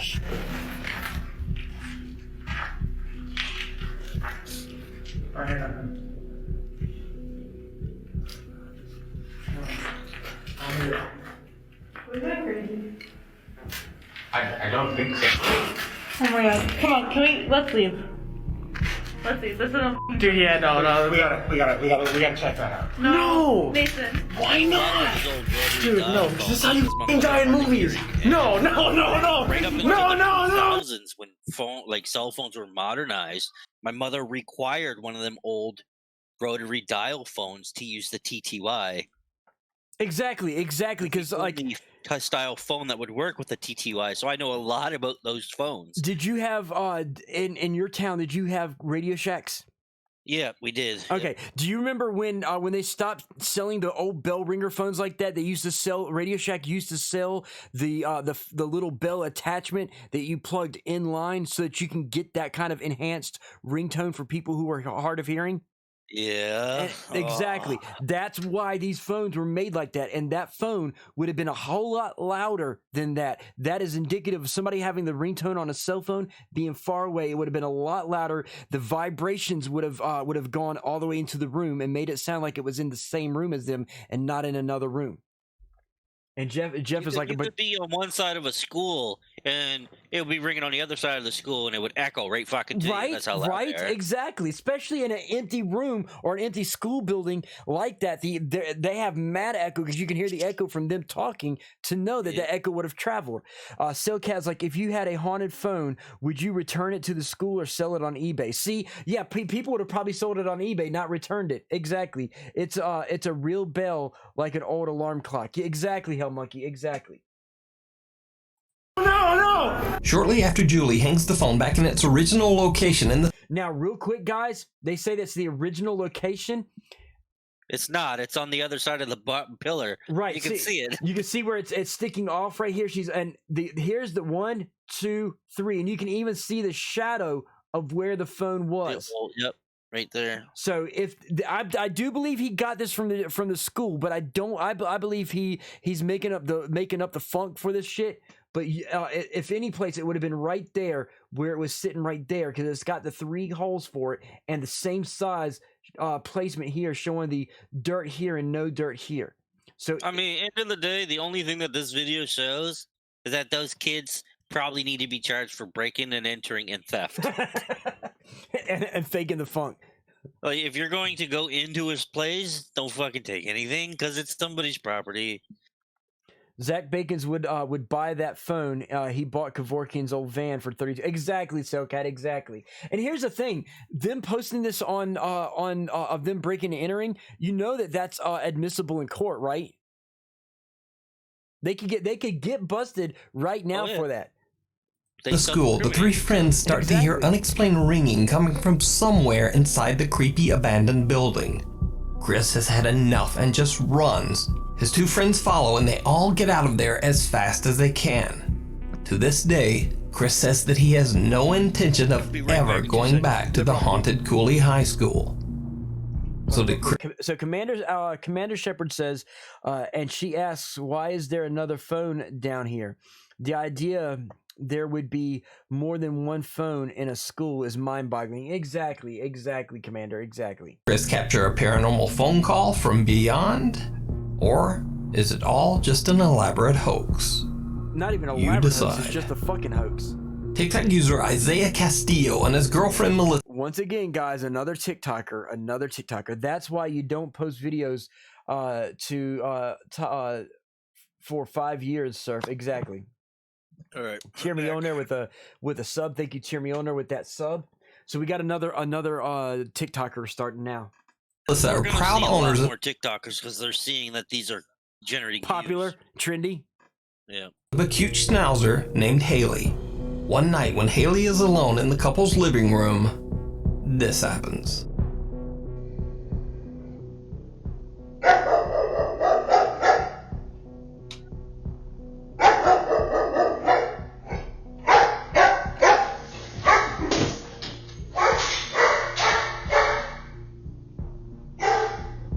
A security camera in the living room captures the moment when little Haley gets so spooked that she just runs away in sheer terror.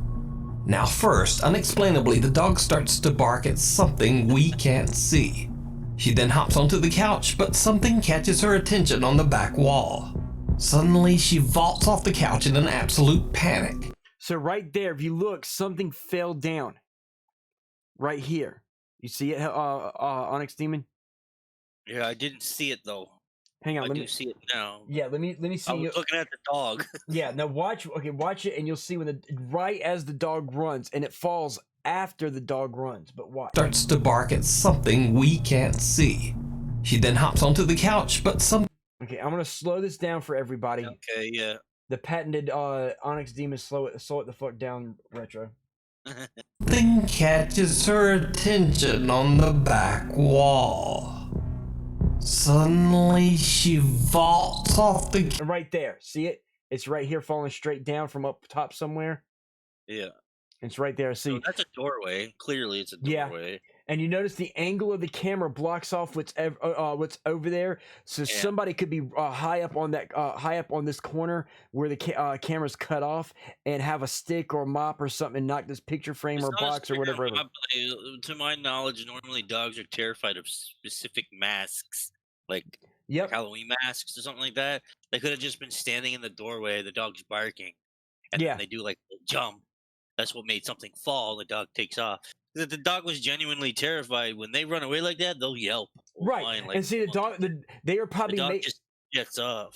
They are probably making sounds in another room, and the dog hears them. That's the reason why. Like, if you notice, like here, let me go ahead and rewind it a little bit, and put it back to normal speed, and you'll see what I'm talking about. TikTok user Isaiah Castillo and his girlfriend Melissa are proud owners of a cute schnauzer named Haley. One night when Haley is alone in the couple's living room, this happens. Watch. It's not sure to. It doesn't know where it's coming from, but it hears something. So it's not actually barking at one in particular thing. It's just barking into the air because it hears something. Jumps up. And see, you saw that it looked over in a direction, so it looked in a specific spot like it saw something, and then the picture drops. So like you said, someone probably had a mask on. Vent, not a picture. It looks like a vent, I think. And it could be. But again, somebody could have had a mask on because he looked up high. The dog looked up high, and then that drops down. So somebody off camera has got, probably like you said, got a mask on and flipped that whatever that is off the wall. Let's see, Cellcat says, my parents have 5 dogs. They always run like that when something suddenly falls or when somebody walks into a room wearing a hat or dog. Exactly. Just like Onyx Demon said. Exactly. So let's go ahead and continue. This is just typical fucking derp dog. Exactly. A dirt dog. I like it. A dirt dog. A security camera in the living room captures the moment when little Haley gets so spooked that she just runs away in sheer terror. Now first, unexplainably, the dog starts to bark at something we can't see. She then hops onto the couch, but something catches her attention on the back wall. Suddenly, she vaults off the couch in an absolute panic, running so fast that she slides across the floor and crashes into the living room wall. As she runs, it's debunkable other than that it's fake. Right, and then the only thing that you can say, if anything, is that it's like you said, it's undebunkable, but it's more, if anything, coincidental. You know, that's the shadows on the wall, or a very clear carpet imprint of a spectral foot or something like that. Right, exactly. But this is just a dog being a dog. And taking off, reacting to the environment. It got jumpy. Exactly. There's no paranormal anything going on here. She ran before that hit the ground. That's exactly what I said, Hell Monkey. I actually said that if it falls after she'll get on the couch here. She looks up to the top off camera, up in this area where this arrow is. She looks up in that direction, not where this red arrow is. Then she takes off once she turns before she jumps down, because there she is right there. She turns. And then it drops, and then because see how it's not even finished dropping. It's right here, and the dog is already here. So it drops well after the dog is spooked and runs off. So yeah, she runs before it hits the ground. Exactly. The vent cover can be seen falling to the floor at the same spot where the dog had been staring. Now, it's certainly possible that the vent could have fallen from the force. Real hard jump though. Look, watch. Would have knocked it. Hold on, wait, hang on. Let's see, and the couch slammed into the wall, which could have vibrated it off. Exactly. Listen, guys, Yep. But I'm gonna slow it down, guys. Watch this. I just saw something. Hopefully you can catch it too. Let me back it up a bit, and I'm gonna slow it down. And this is gonna be super slow here. But watch the shadow area. See where this shirt is here, and this triangle shadow is. Watch it really, really good. On the back wall. The dog looks Suddenly, she vaults off the couch Okay, so did you see it right here? Just after this falls, there's a shadow right here. A shadow moves. Okay, and this is still, there's a shadow here, which is indicative, like we said, of somebody standing over there. Yep. See, Shepard saw it. The scariest thing is having a dog in the room with a light carpet. What a nightmare. Yeah, the floor is the paranormal activity right there. So yeah, so somebody is standing over here because they're trying to say that the dog was looking down, but the dog was not looking down. It looked up. It was looking up, not down. And speed it back up and move forward. Absolute panic, running so fast that she slides across the floor and crashes into the living room wall. As she runs, a vent cover can be seen falling to the floor at the same spot where the dog had been staring. Now, it's certainly possible that the vent could have fallen from the force of Haley jumping off the couch. Look. Yep, right. See, nice catch. Nice catch. Who was it? Who caught that? Shepard. Shepard, yes. Nice catch, Shepard. It falls seconds after it slams against the wall here, and then after it slams down here, you see the shadow move over here. Why would a shadow move over here when that's already fallen down and the dog is over here? So nice catch, Shepard. Nice catch. See, you and Shepard, Onyx Demon, and Hellfire and Hell Monkey. That's the reason why I want to build me a nice big paranormal team and actually have my own TV production, my own version of what Ghostbusters or Ghost Hunters is supposed to be. I can make a real Ghost Hunter show. But she can be seen staring at that spot before the vent even falls. So it leaves the question, what terrifying thing did the puppy see that made her bolt out of the room? Knocked it over himself. Let me know He probably what just you freaked think. himself out. Exactly. A paranormal nightmare. Foreman brothers Josh and Rocky from the YouTube channel Paranormal Nightmare TV series were contacted by a woman named Linda who lives in Lancaster, Ohio. She says that ever since she moved into her house 3.5 years ago, she has been experiencing terrifying paranormal activity. The home has a very dark past. The house was built in the year 1900 on land that had once been a Civil War encampment. In the 1920s, a man mysteriously died in the home after an unexplained fall down the stairs. Years later, in the 1950s, it was used as a funeral home. It is also said that in the 1970s, a man tragically took the life of his wife in the living room before ending his own life. With a history like that, it's not surprising that Linda has experienced everything from unexplained loud crashing and dragging sounds to the voices and cries from a little boy and girl. Her bed is shaken violently on many nights, and she says she has been touched and physically hit by something she cannot see. On occasion, she says that something has whispered her name in her ear.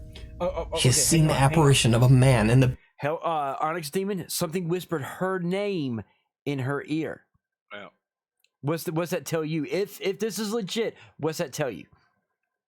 If it's whispering her name, it would be haunting her up the house, for one. And I don't think it would be haunting anything. That debunks it. Ghosts can't touch you. Exactly. Ghosts can't touch you. Exactly. So Tabitha pulls out a thing.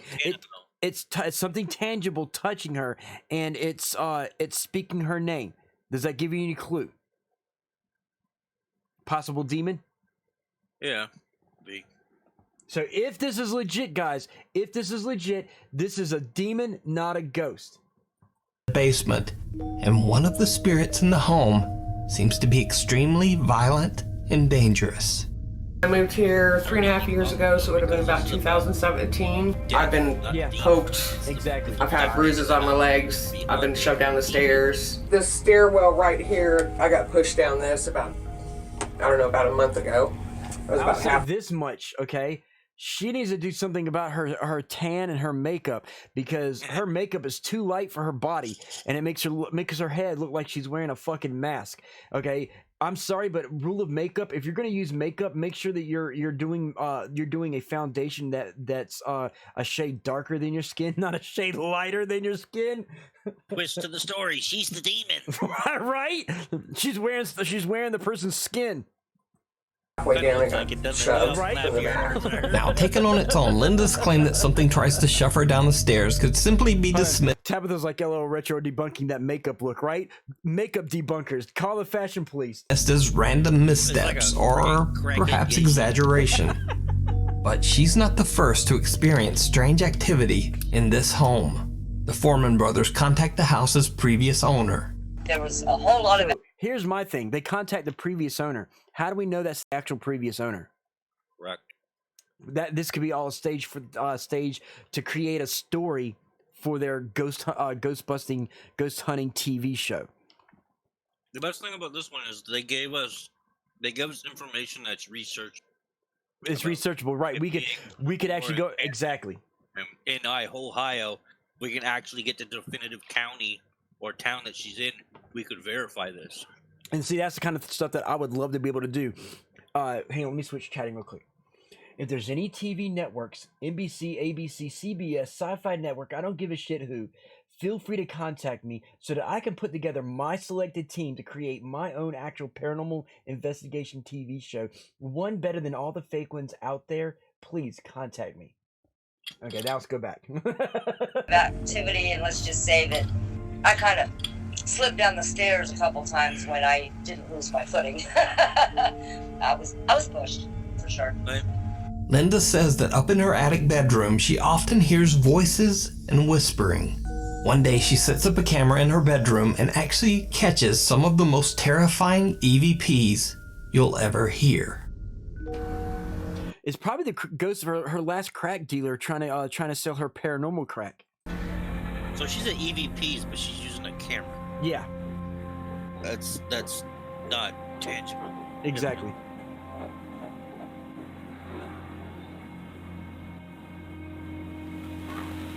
Oh. Look. Okay. One sec real quick. Ellie, her last crack dealer. I'm dying. Okay, this hopefully you'll be able to understand this. Now, if she wants to stop falling down the stairs, maybe she needs to stay off the moonshine. Hey, I know, right? I know how that moonshine will mess you up. Trust me, I chugged it on my birthday. Now, Demon and Hell Monkey, I want you guys to watch this. Okay, you two, both of you should be able to catch this. I'm going to slow this down, but pay attention to the static. Pay attention to the static. Oh, I've already seen that. That's just electrical. The camera in her bedroom and actually catches some of the most terrifying EVPs you'll ever hear. Now remember, this is a digital camera she's using, not a old VHS camera. Okay, a digital camera. Do you think it's a filter? Just watch. Where the fuck is she going? Is there a room? I don't know. I'll get to that in a minute. That's something else I want to get to. It's a loft type thing, so she's going downstairs. I'm gonna pause the static when it comes up. That's the reason why I got it going slow.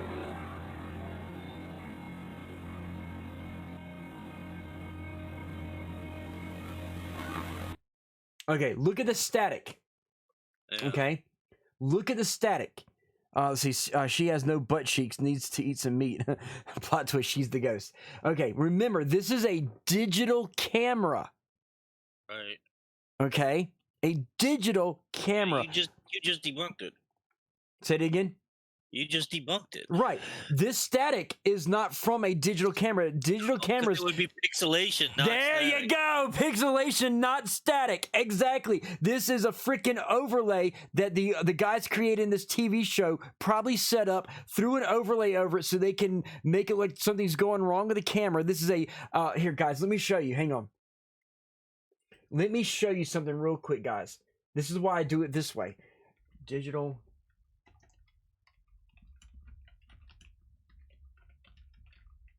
If I could spell today.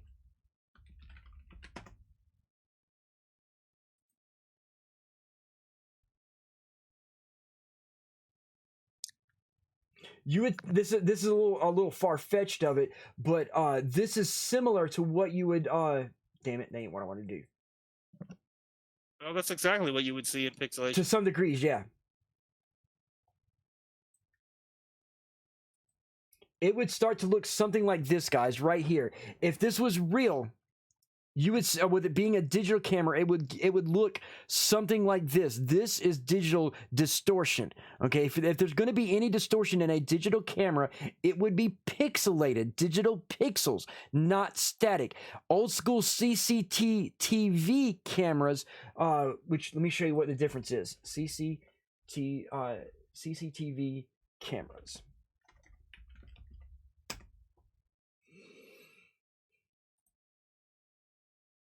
No, those are the digital ones. I need analog.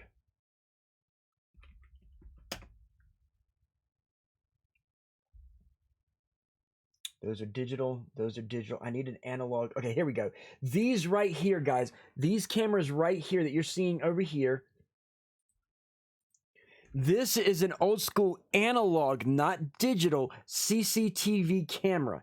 It is the analog cameras that would get static, not new digital cameras. So that right there debunks that straight out the freaking gate. Let's go ahead and find what ghost she gets with this, guys. Oh wait, gotta put the speed back up. Where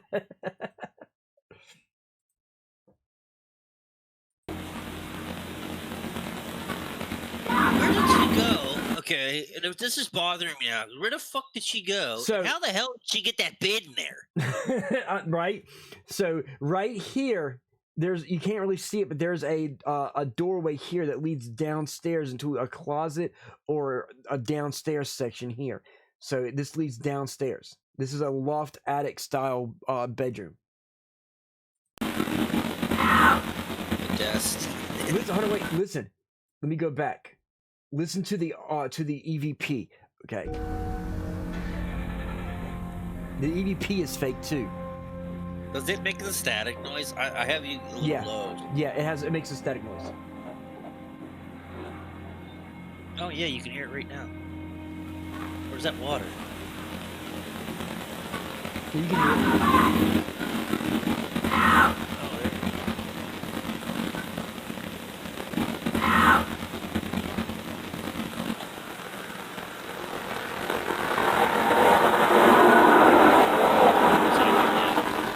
Right.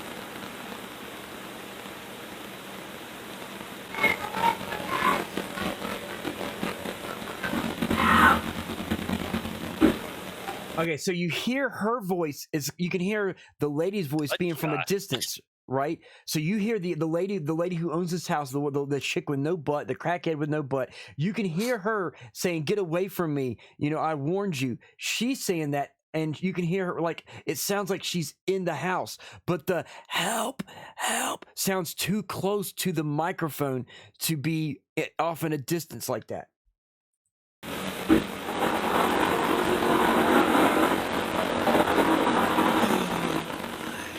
Yeah, right. Josh and Rocky Foreman go to investigate the old home in hopes of capturing even more paranormal evidence and to help Linda with the aggressive and frightening paranormal activity in the home.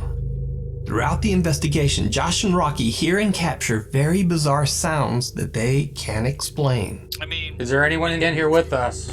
It looks really believable because the EVP would have been hunting. Right. But just moved right behind me. She's being injured, which is indicative of demons, not haunting. Not haunting ghosts, correct. So those clash, which means it's immediately debunked. Oh, right here. Loud banging right next to me. The two brothers capture the loud sounds of knocking and unexplained banging, but eventually things start to get a bit more physical. What? Hold on. Something just touched me. Where at? Right on my elbow. Felt like cobwebs. Just brushed up against me. Did you touch Rocky? The guest bedroom is said to be one of the most supernaturally active rooms in the house. So Josh decides to lie down on the bed to try to provoke the ghosts that haunt the house. It seems that he did provoke something. He provoked something. Man, it feels cool around here. I mean, my... Whoa. I mean, my... Whoa.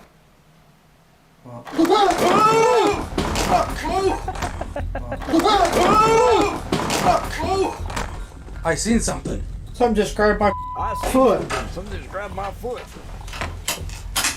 You bringing too Grab much my butt, leg. buddy. Was it your foot or your leg? Right? Turn on the light. No, keep going. That's what we want. It just grabbed my leg. It's under the bed. Josh says that he sees a dark shadow figure at waist height moving towards Rocky. Rocky then feels something grab his leg, and it scares him so much that he accidentally breaks the mount on his camera and falls hard against the bed. Whoa. Now, if you're familiar with the Foreman Brothers videos, you know that they always stay calm. Okay, let me switch cameras real quick. Okay, ladies and gentlemen, what you saw where the two guys got scared, here's the breakdown of it. The guy on the bed freaks out and gets scared, and the other guy freaks out because the other guy freaks out, and to make himself sound like, I didn't get scared because of you. Something touched my leg. What was that? Something touched my foot. Something touched my leg. No, you were a little pansy ass who got scared because your buddy got scared, and now you need to defend your fear and fake the funk. So that's pretty much what that is. So yeah.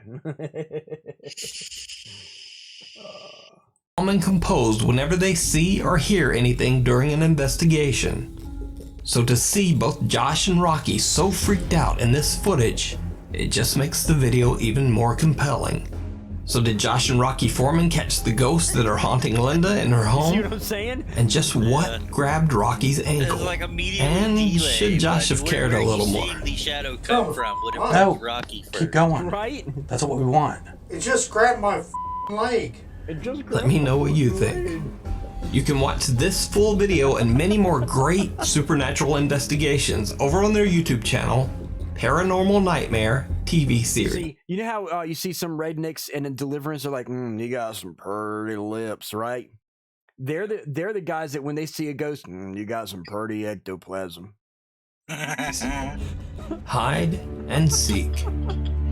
Popular Spanish YouTuber and paranormal explorer Ricky Velasquez frequently does live streams while exploring allegedly haunted locations in Mexico. In his live stream, Ricky and his friends Nazi and Eliza are exploring a haunted house in Ciudad Guzman, Mexico that is said to be inhabited by the ghost of a little girl. But Ricky believes it's possible that this little girl spirit might not actually be a little girl at all, but something else. Something dark and sinister. When Ricky tries to provoke a reaction by asking the little girl ghost to play hide and seek with them, things quickly take a turn toward the very bizarre. So here's my thing. You notice how his infrared has blue? Yeah. I've never seen blue tinted that bad. Never like that. Estamos en el It would be espejo. good though for seeing like. Estamos en la casa de la niña. Oh yeah, oh yeah. ¿Qué fue ese ruido?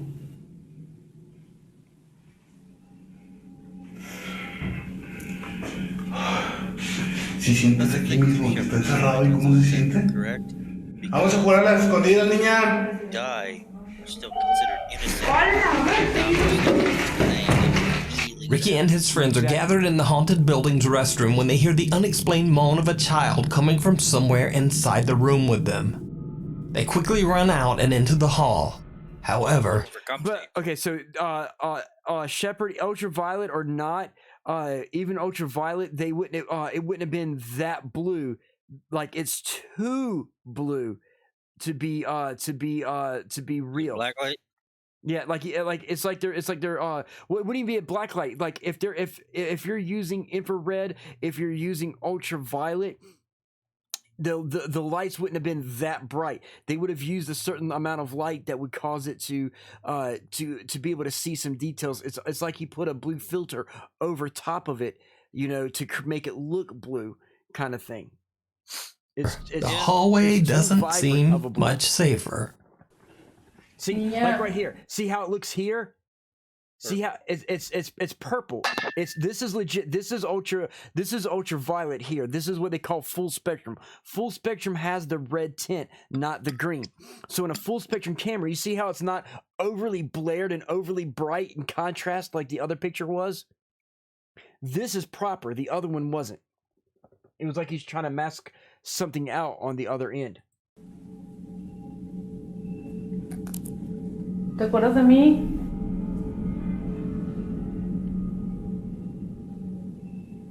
Hola.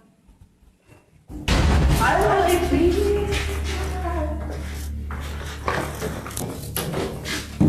So far disembodied sound. The group is spooked when they hear a loud, unexplained bang. Now they run right back into the restroom. After taking a moment to calm down, they continue their investigation. Ricky looks into the bathroom mirror and captures something absolutely chilling. Niña.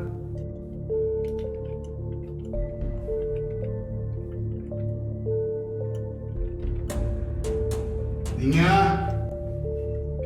Did you see it? Ricky and his two friends have no idea that they are not alone as Ricky captures what appears to be a figure right behind him, visible at the edge of the mirror's reflection. But what happens next terrifies them all. Si ves eso en el espejo se ve como manchas así, como rostros. Oye, ¿está corriendo arriba?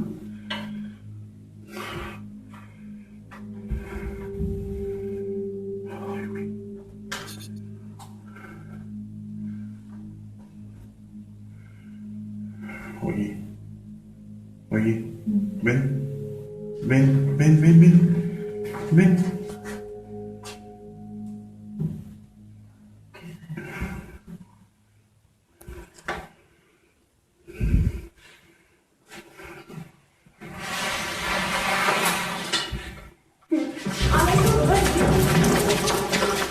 Did you see it?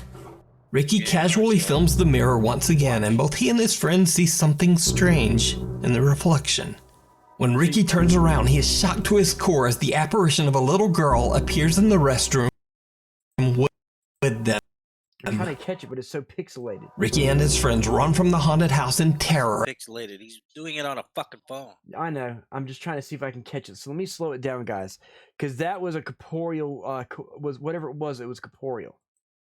So what we need to do here to debunk this, well, Strange go back to the beginning in of the the show, reflection. this video. When Ricky turns around, he is shocked to his core as the apparition of a little girl appears in the restroom with them. Because see, here's the thing. I'm trying to get it to where y'all can see it. If you watch it just right. He casually films the mirror once again, and both he and his friend see something strange in the reflection.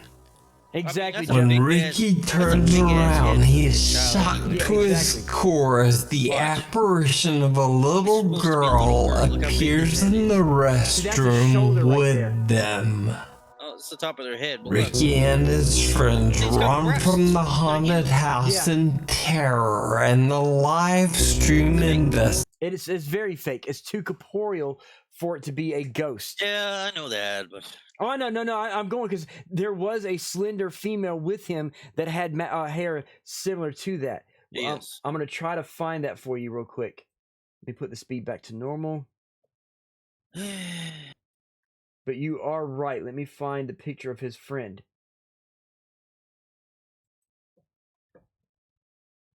Little girl. But Ricky believes it's possible that this little girl spirit might not actually be a little girl at all, but something else. Something dark and sinister. When Ricky tries to provoke a reaction by asking the little girl ghost to play hide and seek with them, things quickly take a turn toward the very bizarre. But you saw her, she had Estamos en el espejo. Estamos en la casa de la niña. Right there, it's his dark friend. sweater, Yeah, hoodie or something, yeah. Down past the cleavage. Yep. So we're going to fast forward to the next one. Vasquez. Alone in the dark, Reddit user RUAmyC143 and her 17-year-old son have been experiencing terrifying paranormal activity after moving into their new home in Massachusetts. And you know this is the first Reddit user we've had on this? Amy doesn't know much about the history of the house other than that it was built in 1895, so one can only imagine the events that might have taken place in the house over the last 126 years. Amy says she has heard strange noises in the middle of the night, loud banging, the sound of locked doors somehow. So she it's her and her son, and she's hearing loud noises at night and a lot of banging. Okay, pretty much. How you old's the kid? Right, exactly. How old is the kid? Is he like 10 to 16? He's probably masturbating. Now opening and closing, and the crash of what sounds like heavy objects falling on the floor. Their personal items mysteriously disappear. And strangest of all, their pets, 2 dogs and a cat, often exhibit very strange behavior. Mama, what's over there? Dogs and cats would be the first to see. Why is that blurred up? What is exactly. I don't know. Okay, so your cat hears a bug in the sheet. What are you trying to find? Or a mouse. It could be a mouse on top of the clothes. Why are you just standing there staring over there? Unless those clothing does a big wave without anything touching it. Or maybe they took the cat's favorite toy and set it on top of there, and the cat knows it's up there and wants to get its favorite toy. What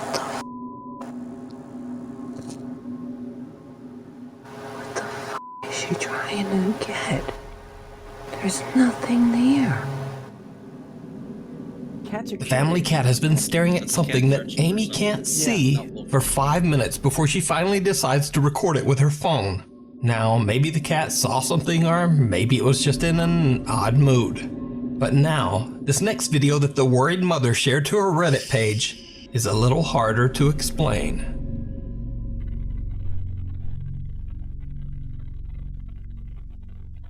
What time does that say? It says 23, 25, 26. So it's 11:25.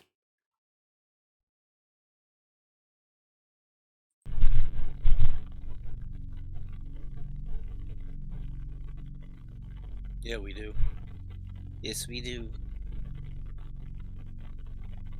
So far, I hear banging. Now they're saying it's footsteps. It doesn't sound like footsteps. It sounds like something's kicking something.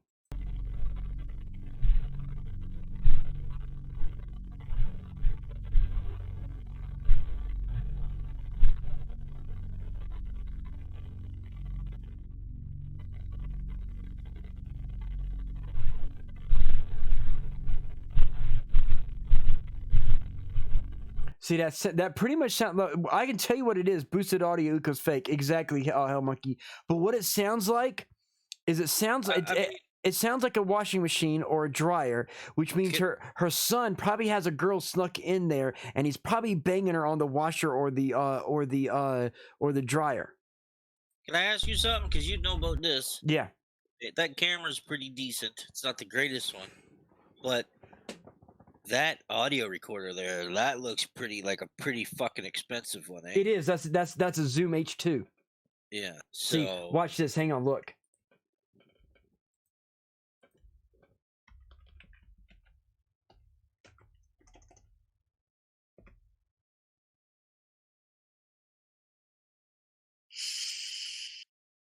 No, we went to a shopping mall. We want to go to the just the images. So the recorder that she has is let me find it.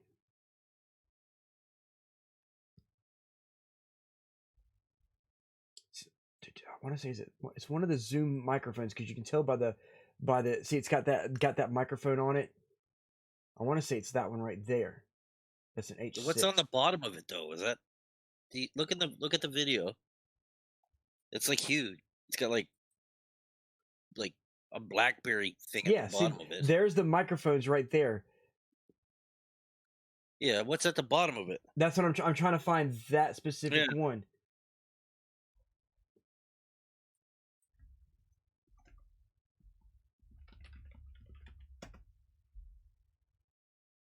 There's one that actually has a text thing at the bottom, and I'm trying to find that one.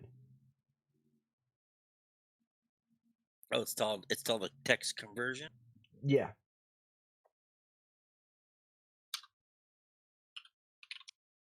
See, it's similar to this one here. See, that one has the newer version that has the graphic relay at the bottom for the graphic equalizer. But it's the older version of it. I'm trying to find it. Well, that's clearly not cheap. No, it's not. All the Zoom microphones are super, super, super expensive. So for her to buy that, she clearly thinks that something's happened. Yeah, she clearly thinks something's happening. Yes. Because as you see here, look at all these. 200, 100, 300, 600. All these are in the hundreds for the Zoom microphones. See? So she's spending a lot of money on the microphone. Just wanted to get that out there. Yeah, oh yeah. You can hear the sound of someone walking around in Amy's bedroom, even though she is completely alone in the house and fast asleep in bed. Amy caught this recording using a night vision camera that she set up in her bedroom. She has another camera set up just around the corner, filming the living room and hallway. Cut to another night, and this time the second camera captures something truly disturbing.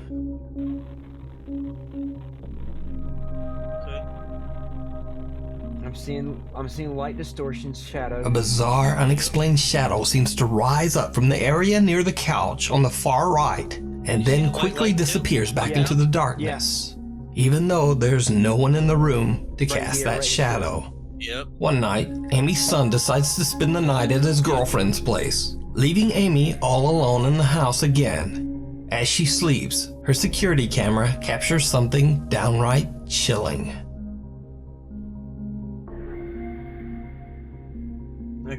Okay, right at the door, I see it.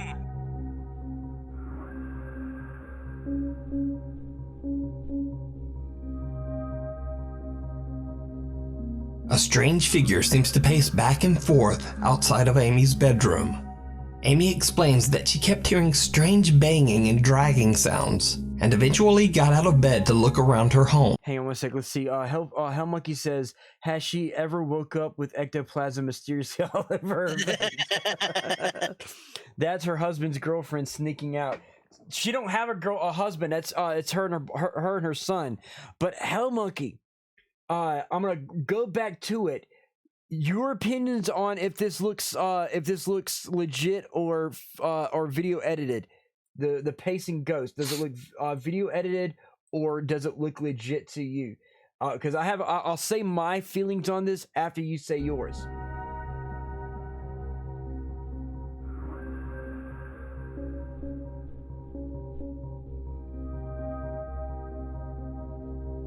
A strange figure seems to pace back and forth outside of Amy's bedroom. Amy explains that she kept hearing strange banging and dragging sounds, and eventually got out of bed to look around. It's really short, exactly. And for me, okay, I believe that this is legit, guys. I believe this is legit. The reason why I say this, it does seem somewhat ethereal. Exactly, it seems ethereal, and you notice that there's usually in photoshopping around the edge of the door, you'll see some pixelation at the doors at the edges where it walks to and from. Which shows signs that it's masked off, so it cuts off the video, and it's not having no distortion at the door to indicate that they're using film editing software on it. So I'm starting to think this is legit, guys. Around her home, she found nothing, but when she checks her camera's recorded footage, she is shocked. What is especially creepy is that Amy says that one direction the figure is pacing leads directly into a wall. Amy shares on her Reddit page that she's worried for her 17-year-old son and is only sharing these videos to get answers and hopefully help. As far as I could find, Amy has never posted any supernatural content to social media before these videos. So here's the thing: if she's getting that expensive gear, and she honestly believes something's happening, okay? Because she's not. If you notice too, when she's sleeping, she has her eyes covered and she has cotton in her ears. Right, so she can't hear nothing. Exactly. So that's indicative. That would actually that's like a minor detail that people wouldn't even think about. So yeah, I actually think that is legit. And this is actually the first Reddit user that we've. I don't know why I'm talking to the microphone and you're in my ear. I do it all the time, but I honestly believe this is legit, guys. And y'all know me. Y'all know I will call shit as fake all the time. Okay, I really honestly believe this is legit. It's the first Reddit person we have. She don't post paranormal videos. She doesn't really do much for YouTube to get views. Is that the second time on this channel we saw something legit? Yeah, it would be the second time. Exactly, Tabitha. It would be the second time. So this is like I said. I feel this is a legit deal, dude. People. I feel this is legit. Like she doesn't advertise paranormal videos or nothing like that. She's not calling in ghost hunters. She buys the equipment herself and does it herself, so she can have her own ideas as to what's going on. And she's spending high dollar money on gear to do her own investigation, to not be advertising on any streams or any YouTubes or anything like that. So that right there, this I feel this is legit shit, guys. Let's go ahead and go back. The great thing about it too is that that's like a $500-$600 audio recorder. Yeah, anywhere from not some stupid distorted fucking voice.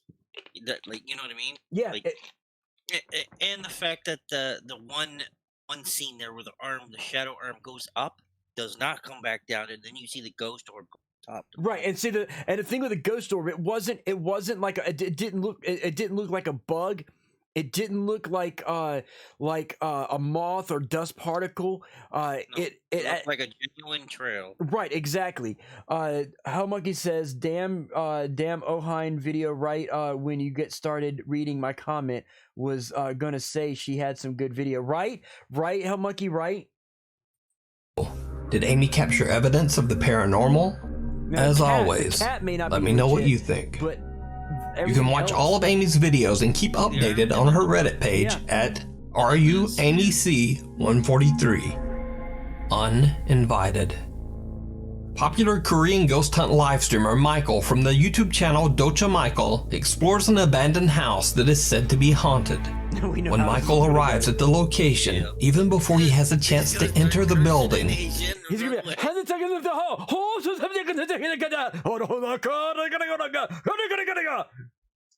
strange things start to happen. And yes, ladies and gentlemen, I was actually speaking in Thai. Okay, look at that, please. Well, it was moving on one fucking wheel. Wow. That's a string. Wow. Wow. Towards him. Wow. It's not gonna go. It keeps moving on that. Wow. Tiene 놓고 비치.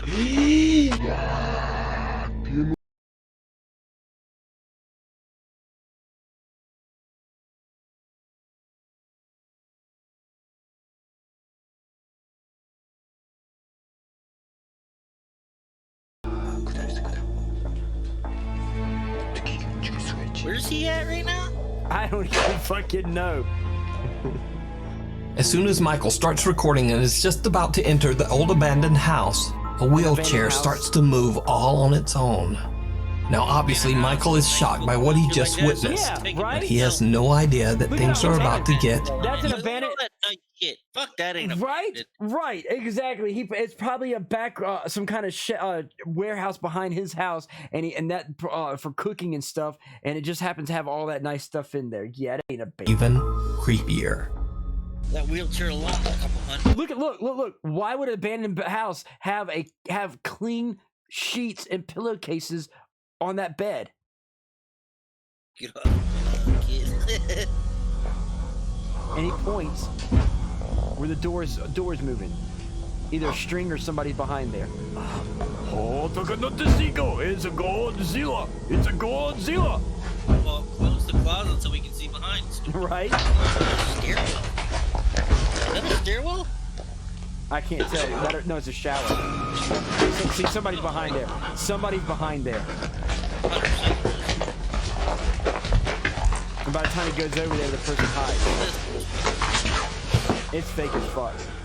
See how he rotates the cameras? So Yeah, so exactly.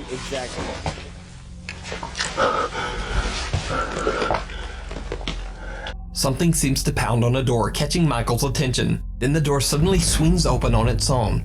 Creepiest of all, whoever or whatever was pounding on the door seems to be hiding behind a curtain and quickly moves away. When Michael runs over, there's no one there. Just an empty room. Later into the investigation, Michael finds a mirror. Look, and here's very weird, shit. very fast. Fuck. Hang on. Oh, you messed up. I know. She is shocked. I do it every Chance fucking to time. enter the building. Walks in to dress as. Wow. What's up, horoscope? What's up? Wow. So there was a lot of makeup in the room too. So a female lived there.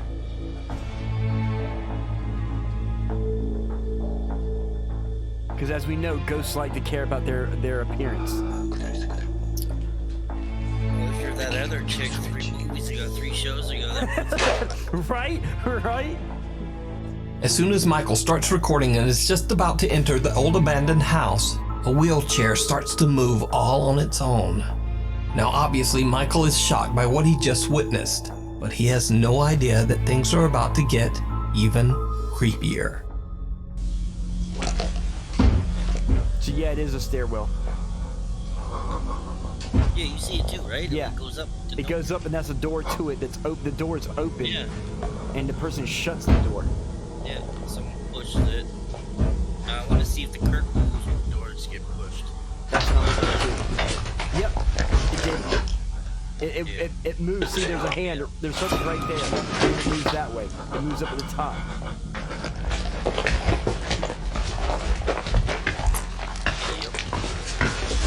And then, like you said, he keeps the camera down.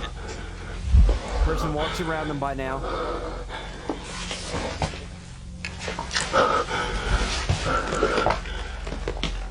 Something seems to pound on a door, catching Michael's attention. Then the door suddenly swings open on its own. Creepiest of all, whoever or whatever was pounding on the door seems to be hiding behind a curtain and quickly moves away. When Michael runs over, there's no one there. Just an empty room. Because you're fucking looking down. Later into the investigation, Michael finds a mirror. See, here's all the mirror and all the makeup right there. Okay, and you notice there's no dust on this stuff at all. On top of a makeup table. This is when things get downright chilling.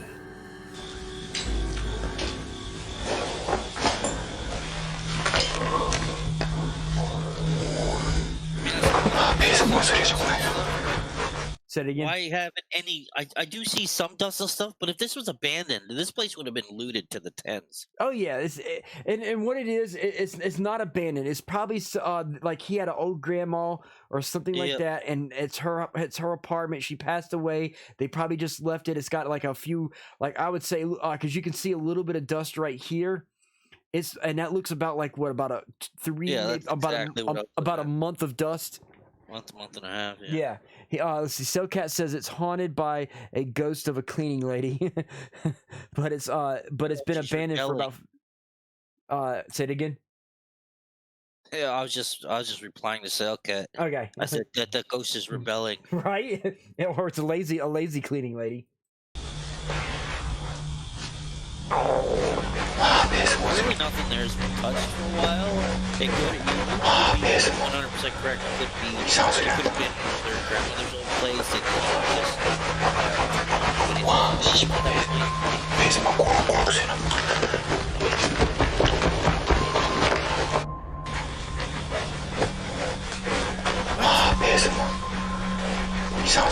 He's having stomach issues.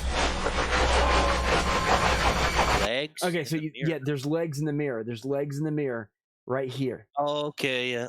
And it's walking past them, and they're corporeal legs. Commander, Yeah. hang on, let me allow this. Commander Shepard says fapping.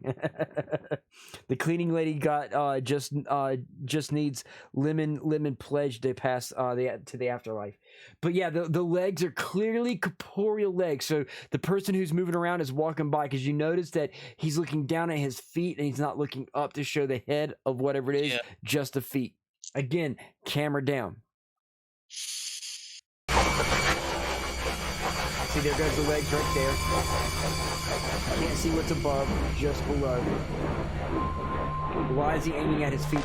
You see he's aiming at his own feet because he knows the feet are going to be behind him. So it's targeting that specific area, intentionally knowing something's going to happen. It's telegraphing.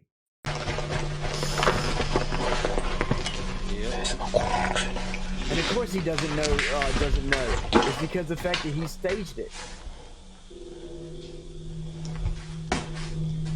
The ghost hunter's stomach suddenly starts to growl from hunger, and he is so distracted rubbing his belly that he doesn't even notice that someone or something is walking up right behind him. But when he turns around, again, there's just no one there. Michael has no idea what he just captured on camera. He continues his exploration of the creepy abandoned building. It literally now said Michael hears a... Did you notice the date? Hold on, did you just see the date? Watch this. Does it say fucking... No, hold on. He continues his Look. 8/2020, October 20th, 2020. Yep. So this wasn't that long ago. exploration of the creepy abandoned building. Now Michael hears a sound coming from the same curtain he filmed earlier. When he gets close to the curtain to find an explanation to the strange sound, this happens.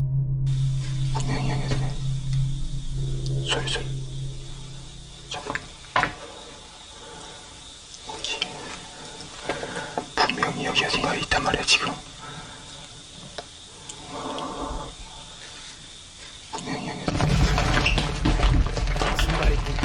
Something seems to punch at Michael through the curtain. So here's the thing, that right there lets us know everything he points at is moves. Is he a Jedi, right, Tabitha? Here's the thing.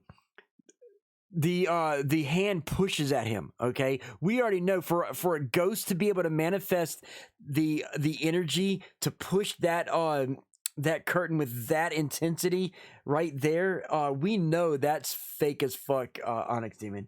Because he would have his phone or whatever he's recording from would shut the fuck off because it would drain the battery from his phone or his camera or whatever the fuck he's recording from. It would completely shut off and he wouldn't be able to record it because it needs to draw fucking energy. Haven't we seen one of his fake videos where, yes, Tabitha, we have me and Hellfire were joking, or me and Hellfire, I keep calling you Hellfire. Me and Onyx Demon were hang on. Okay, me and Onyx Demon were actually joking him earlier about oh my god, he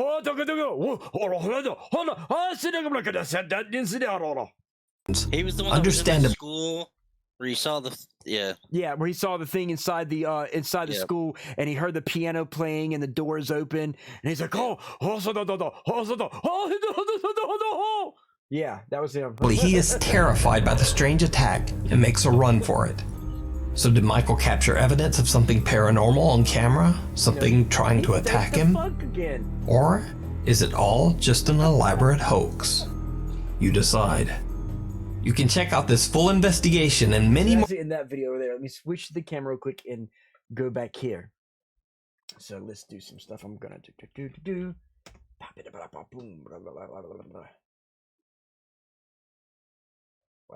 Wow. Okay. So, do y'all want to continue going with some more? See, if camera turns off, then there really is no point to record. Then we'll see. Vegetron, usually with paranormal, for them to manifest, they need energy. For them to have that energy, they usually pull from the closest power source to them. The only power source that I see available in that abandoned room is pretty much his phone, his camera. So yeah, that would have to shut off. That if it would have shut off, then yeah, I would have believed it was something. But since it didn't shut off, and he was able to continue record it doing that energy based movements, it's fake. It's fake. It's fake. It's fake. It's fake. Now, do we want to continue on, or have y'all got your feel of debunking? I'm down for whatever. You're down for whatever.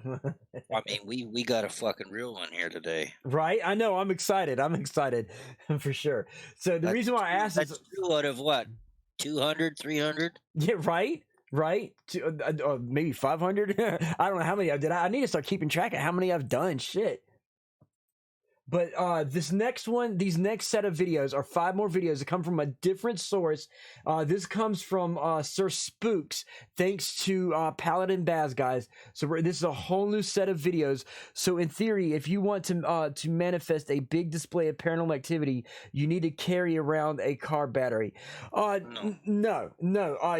Basically, it doesn't matter what you carry with you, because believe it or not, some ghosts can actually pull energy from people. Okay, ghosts can't harm you. Yeah, ghosts can't even harm you. Exactly. The thing grabbing him that way, it's faked.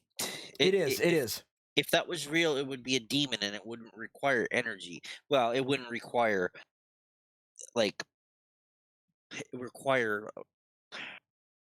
It would require a lot of fucking power. We're talking not even electrical power. We're talking people power. Well, ghosts for energy would feed off most things, Yeah. Battery sources, all the things. Demons get their energy via emotions, breaking you down as a person. And with the manifestations for ghosts, it's usually a visual manifestation, as in an apparition, not actual physical, tangible, not moving objects. They would represent in a transparent form. They would manifest in audio things. They would manifest in sounds and temperature changes. For them to require to move an object or touch an object, like literally, they would have to that car battery would allow them to do a little poke. Okay, if they drained a car battery, they could poke you. That's the most that they would do. So for them to go out and do something like that, they would probably need 12 car batteries. They need probably more than that, because there's very few type of ghosts that we know of that actually physically try to communicate, and there's the messenger, which is going to tell you of bad news or good news. Yep. And then you have the floor walker. Or you have the only two, and they're not physically going to harm you. They're going to try to communicate with you in ways that you may not understand. Right. It's your intelligent haunts. They're trying to communicate to you to tell you something's going to happen. And if it's not an intelligent haunt like that, then it's going to be your residual haunt, which is it's just looping over and over and over again. Basically, you are not. They don't know of your presence at all. It's just leftover energy from someone who was alive, and that energy is replaying itself over and over and over again. It can't move anything. It doesn't even know your existence. It's not real tangible. It's just a replay of it's like a VHS rerun of a once living person, and their energies are just on a loop. So Vegatron, yes, demons are from a dimension, as we mentioned earlier, or plane or realm or whatever it may be. The chances of them trying to cross over and possess or harm you is near impossible. Yeah. The ones that are already here are the ones that are going to manifest to you. Because ones that are here, ones that are stuck here, ones that might be trying to get back, or ones that want to stay here and gain more energy by breaking your body down. Yeah, so pretty much what that means is what he's saying is the ones that are already here, they're going to try to possess certain people that they know can wear them down, because chances are these are people that are already worn down through life. Exactly, life issues, anxiety, psychosis, whatever. Those are the people that usually you see it in movies all the time, where it is a lot of it is faked, but a lot of it is you're going to see somebody who is some form of turmoil are the ones that are going to be possessed or harmed in some form of way. Right, and so basically with the demons, basically what they're going to do is the demons that are here are going to try to possess one person, and by possessing that person, they wear them down to where they allow another demon from another area to come in and possess them, and it's how they bring the other demons through that worn down person they possessed. So that's the only way that demons can come through. So they are not pure energy. No, they're not. They are an actual being. They just cannot manifest here without copious amounts of energy, which is for demons is taken from you. Yeah, a human being. So yes, correct. They are manipulators. Exactly. They make you think they are energy, but they're actually here. So Shepard says, I have an old iPhone 5S that I had a Class A EVP on of turn around, and within a few hours of getting the EVP, the phone stopped operating. See? Yeah, exactly. So for it to manifest that EVP, it drained that phone down at the same time. What Shepard's talking about, that's indicative of a real EVP, because now, like with me and Hell Monkey, we have a lot of equipment that when we do our paranormal investigations, we have a bunch of equipment that it can draw from. So sometimes our recorders don't go down; another piece of equipment will. But where his phone drained, yes, that would mean that that ghost drained that energy to be able to manifest that phone. So it's a double whammy that he gets the EVP and it drains the phone at the same time. But yeah, so that's that. Give me a second, guys. No one go anywhere. I'm going to put the BRB screen on. I'm going to make a slight nature call, but I will be right back. And I've got another set of videos that we're going to go into, but I will be right back. Cool. So...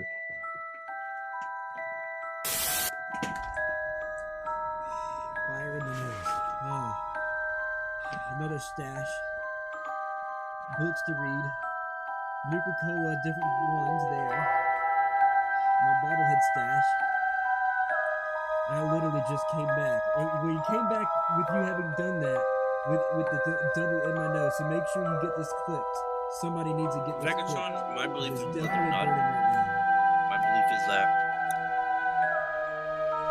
most people are non-believers, just don't want to believe. So it's something that twists their perspective. So they're there, but we just can't see them. Simple case of non-believing, right? If you don't think it's there, it's just not there. And then over time, as it feeds off your energy, you slowly are able to see. There's Bobby right there, ladies and gentlemen. Oh, my nose is shuffling for 20. Trophy for 20. Okay, I am back. Thank you all for sticking around. Let's see, what did I miss? So invisible energy manipulators that exist in our plane of reality. Pretty much, yes. Hell Monkey, usually flashlights or phones go first. Exactly. It still doesn't operate to this day. Doesn't have to turn on. Doesn't even turn on when plugged into the wall. It's all Cheeto clips. Yeah, so you probably most definitely caught something on your... Yeah, so much so that whatever it did, it drained it to where it fried the battery. It really, really, really wanted to communicate. Exactly, but what it comes down to. So it probably burnt some kind of microchip with an energy surge. Yeah. Anyway, guys, let's go ahead and get back to the next set of videos. Like I said, these are through Sir Spooks, thanks to Paladin Baz. So this is a whole new set. I've never seen this guy's videos before, so this is going to be new to me as well. And today we'll take a look at 5 scary ghost videos you've never seen. There we go. All of these have almost no views on YouTube, which makes them quite interesting. So, let's begin.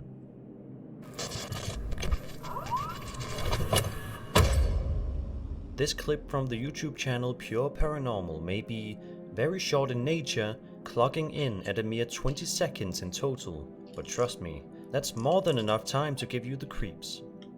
It's fascinating that the video only has a little over 1,700 views, considering how genuinely creepy and off-putting it is. In the video, we follow some paranormal investigators as they walk around an eerie abandoned house that has all the lights off. The two investigators make a little bit of small talk for a while, but something happens when the man filming walks into the basement of the house. Watch and listen to this. Oh, look, we got chairs in here. Yeah, we can get comfy and do a K2 or whatever, do a EVP session. Yeah, we can get comfy and do a K2. Oh, look, we got chairs in here. Yeah, we can get comfy and do a K2 or whatever, do a EVP session. Oh, look, we got chairs in here. Yeah, we can get comfy and do a K2 or whatever, do a EVP session. Yeah, we can get comfy and do a K2. Oh, look, we got chairs in here. Yeah, we can get comfy and do a K2 or whatever, do a EVP Now, session. for me, I don't know. Did that sound like a child to you, or did that sound like somebody trying to do a Mickey Mouse impersonation?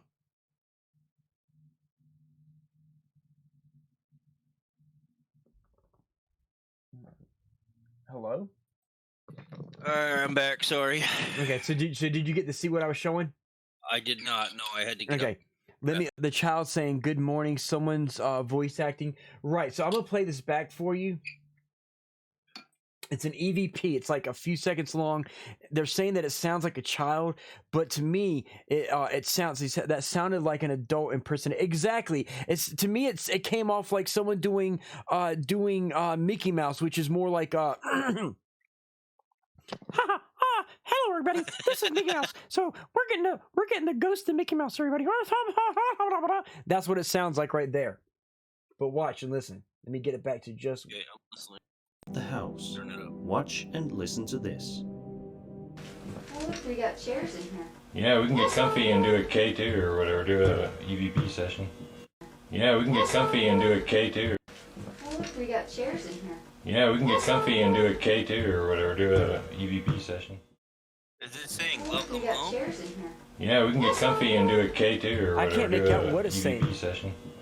Yeah, we can get comfy and do a K2. Oh, look, we got chairs in here. Yeah, we can get comfy and do a K2 or whatever, do a EVP session. That could just be a fucking in-heat cat. It could be an in-heat cat. It could be a person doing a Mickey Mouse, trying to do their impersonation of a child. Let's see. Hell Monkey says that's a good one. A lot like the one I sent you, Surf. If it's fake and the voice does warble, it edited over the audio, but done well. And see, like Hell Monkey, the one you sent me sounded really good.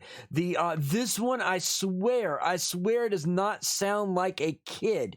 It sounds like someone impersonating a kid, and that's the reason why I feel that this one's fake. Whether it's recorded at the time or after, that I can't tell. But it is a person doing an impersonation of a kid's voice. The strange voice that you just heard sounds as though it belongs to that of a ghostly child that is potentially lurking around in the basement. Considering the fact that none of the investigators reacted to this voice, it's safe to assume that they just didn't hear it at the time. But they were definitely in for a terrifying surprise when they got back and reviewed the footage later on. Yeah, we can get comfy and do a K2 or whatever, do a EVP session. So I can't really. So ladies and gentlemen, let me switch real quick. Ladies and gentlemen, here's the thing: in our studies in paranormal investigation, there is a difference between ghost hunting and paranormal investigation. In paranormal investigation, I have a rule, and most of all my regulars know this. If you're new to my stream, I'm about to teach you a rule that I go across to everybody. If there's a doubt, Onyx Demon, Throw it out. throw it out. If there's a doubt, throw it out. So with that EVP, there's not enough detail, not enough information to make an ascertain as to if it's fake or if it's real, if it's somebody doing an impersonation or what. There's not enough information and there's doubts. So if there's a doubt, throw it out. It doesn't count to me. It's not paranormal. It's nothing to me. If there's a doubt, throw it out. So yeah, Shepard said it looks like an audio device with 3 lights on the table. Yeah, it does. It does. But so pretty much, like I said, if there's a doubt, throw it out. That's one of my biggest things, because here's the thing: when you go to try to do paranormal investigation and you don't have enough information and credibility and details on the material that you have, okay, plain and simple, the major people that's like, oh, this is legit. You know, your skeptics are going to eat you alive. They're like, oh, well, it's this, and oh, well, it's that, and they're like, how do you know it's not somebody faking it? How do you know they're not making the same thing and they know what they're doing? You know, you have to have viable proof to show, okay, here's this, we're all here, there's this, there's that. You have to be able to cross your I's and dot your T's, okay? And yes, I know I said that wrong. I did it on purpose. You're supposed to dot your I's and cross your T's, but I'm doing things for a specific reason. You have to make sure you have undeniable evidence, okay? So if there's a doubt, throw it out. Let's go ahead and move back on. A YouTube channel known as Anonymous One uploaded a video to their channel on September 19th, 2020 that showcases something very bizarre and downright creepy happening within their home. Because right now the video starts off with a view Say of... that again? It's only 6 seconds. Yeah, a lot of these are supposedly low view. This guy shows low view stuff. And we know that this YouTube here, the anonymous one, there's a bunch of different filmings of different houses in there. What about dotting the crosses and eyeing the T's? That works too, Baz. That works too. Now, this video here, I saw that they had a bunch of different videos of a bunch of different rooms. So this one here, they're trying to get views and they're not getting the views that they want, or they're actually just documenting stuff that could actually be happening. This one's 50-50 right now. I don't know. So we're going to see where it goes. This one's black smoke coming from a wall. Yeah. What appears to be the homeowner's living room area, which is being filmed via a security camera. Sometimes in videos like these, you'll see something like a plate being thrown across the room or cabinet opening by itself. But not this one. In fact, this is one video where you genuinely cannot miss what you're supposed to be looking at. Watch this.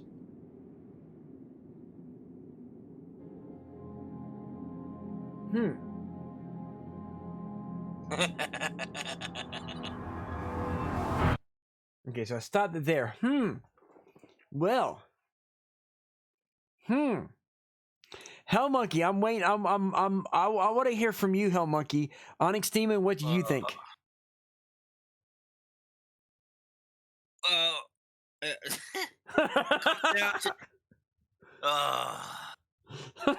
Okay, these guys have clearly hundreds of videos. Why is your camera so shit? One. Right? For two, yeah. See, I think I think Tabitha caught it. I think Snoop Dogg. Hell Monkey says I think Snoop Dogg lives there. It's the ghost of Tupac. It's Tupac's ghost puffing out that ethereal ganja. But no, it looks a lot like, I want to back it up, but it looks a lot like video editing, dude.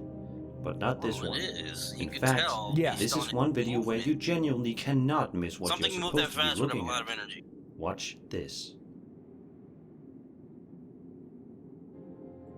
See, because right here, like when it comes out, it gets darker the more it comes out. Okay, like literally, I think I think what this is they got one of those. Here, let me show you guys. Hang on. I'm gonna show you some of my video secrets, guys. Hang on.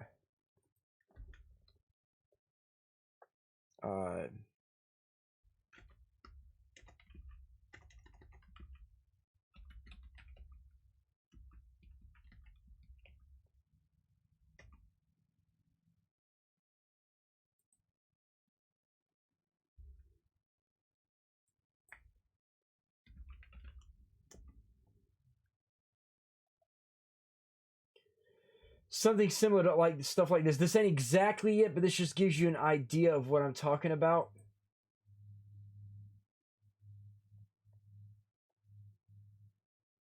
Come on, there we go. Here we go. So they probably found something similar to this. Let's see.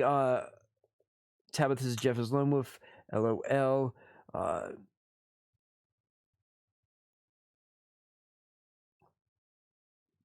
But yeah, so see with these overlays here, they probably found one where it jetted out And then this right here is what they would use as what's called an alpha, and you would overlay it. And when you do the proper blending, it inverts the color and creates it to look like it's being jutted out of a certain area. That's what this looks like.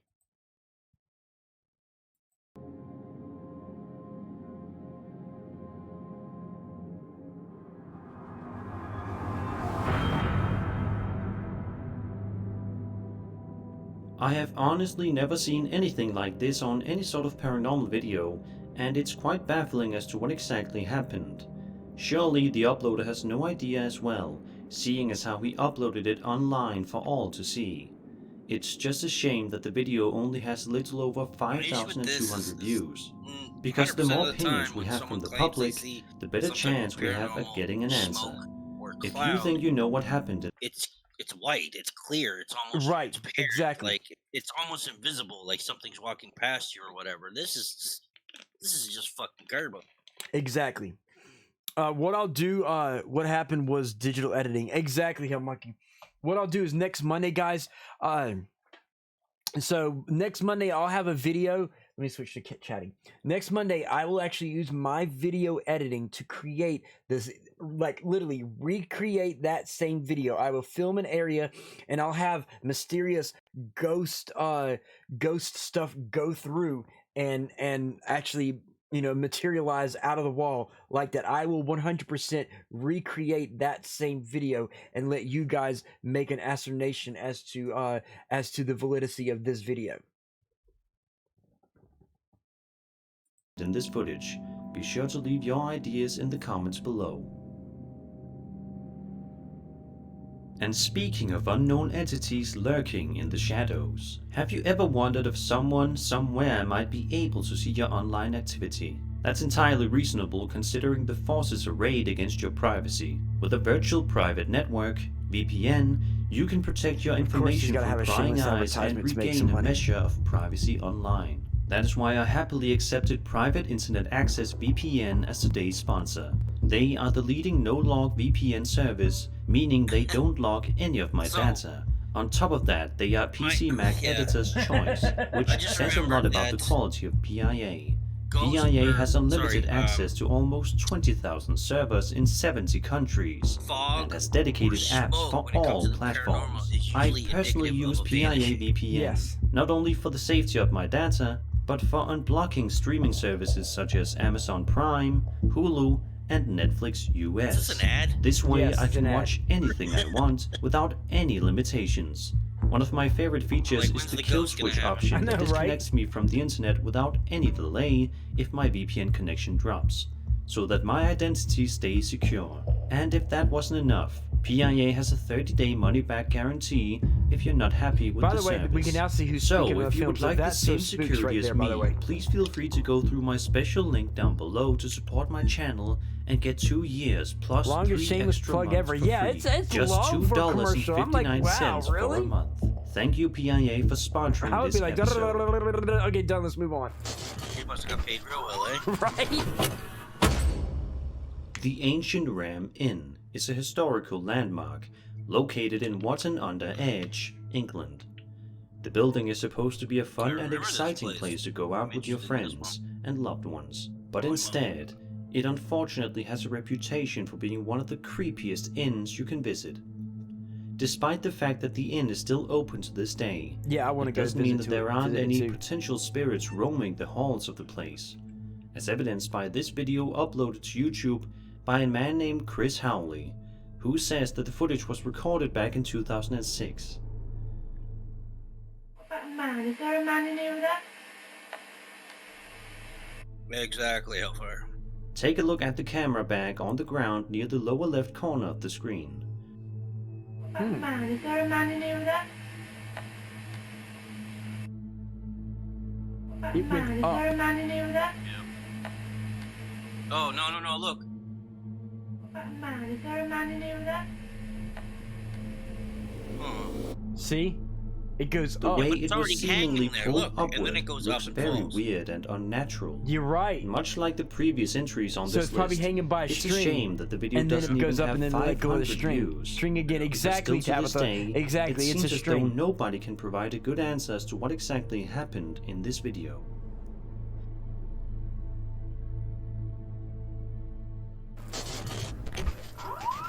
Hold on, real quick. Hang on one second. Just chilling like 4 inches above the bag. Right now, real quick, Cellcat Ghost Adventurers. I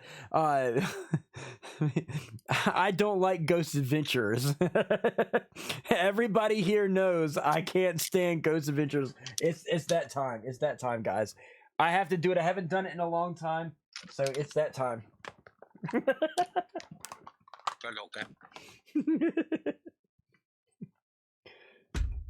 What was that? What was that? What was that? Did you feel that? Did you hear that? What was that? What was that? So yeah, I know. Simply adding some detail. I know you are. Yeah, it's just I have a lot of new people here, Cellcat. So I figured it's ample time for me to let new people know that I don't like Zach Bagans and the Ghost Adventurers, and me, Hellfire, and Onyx Demon. And a lot of my people can't stand him, and we will bust his ass real hard. So yeah, let's get back to the movies. The thing about this place is, it is historically haunted. Yeah, it is. It is. But when it comes to that, people know it's haunted, so they're expecting to see things there. Yeah, exactly. So viewers are going to watch anything if they've done any research or even watched Paranormal Adventures and want to know more about this. They might Google it, see this. That's how the internet works, right? You Google something, you YouTube something. Right. And people think, oh, hey, wait a minute, this place is haunted. So if I go there and I fake it and film it just because I filmed it here, people get the views. Right, people are gonna think, oh, it's legit because you were at the same place. So it has to be. So going to the place makes validity to the video to get so once you're like, oh, I caught ghosts, I catch ghosts all the time. Look at this video here. It's at such and such a place. So it has to be real. So all my other videos have to be real. Oh, sir, put the glasses back on and say, did you guys see that? I feel like my head sent directly up my ass. I'm tempted to do it. I felt like my head went directly up my ass. Right? Did you feel that? Did you see that? It should be like, that would be when you go in, did you smell that? I smelled that. Did you smell that? My head was up my ass. Crib is supposed to be a safe and comfortable place for your newborn child to sleep in, but for whatever reason, it seems as though baby cribs are often targeted by the paranormal. And it looks as though this exact thing happened to a man named Blake Reed. Okay, hold on, I gotta go back, guys. One, it's a baby crib. And crib is supposed to be a safe and comfortable place for your newborn child to sleep in, but for whatever reason, it seems as though baby cribs are often targeted by the paranormal. And it looks Look at the dude. Look at this dude. This is the guy that caught the video. Look at this. Look at the dude. this dude looks like he has he's been drinking too much coffee and hasn't been to bed for a fucking month. Okay, or he's like this guy clearly works a minimum wage job and needs to fake something to get some money. That, or he snorted a few lines before the picture.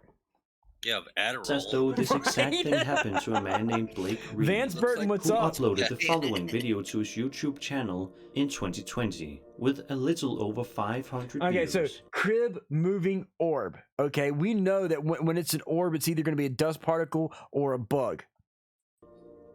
Look at his other thing. Look at his other thing. He's gameplay and getting no views. Wow, 40 views for 5 years ago. Destiny. Destiny in 2020 Dude is with a desperate for little some over views. 500 views. He's lonely. Yeah.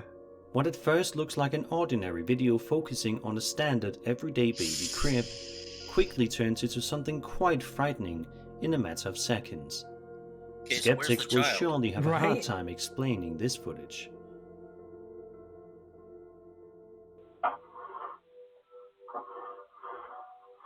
Okay, first of all, it's moving on one fucking leg like chairs. So what's that indicative of, Demon? String theory. String theory, right?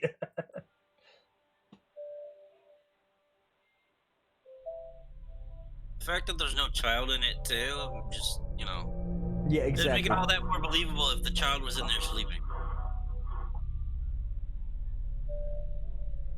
And the orb that I saw was a dust particle. I didn't even see an orb. It's very faint. That's watch. Hang on.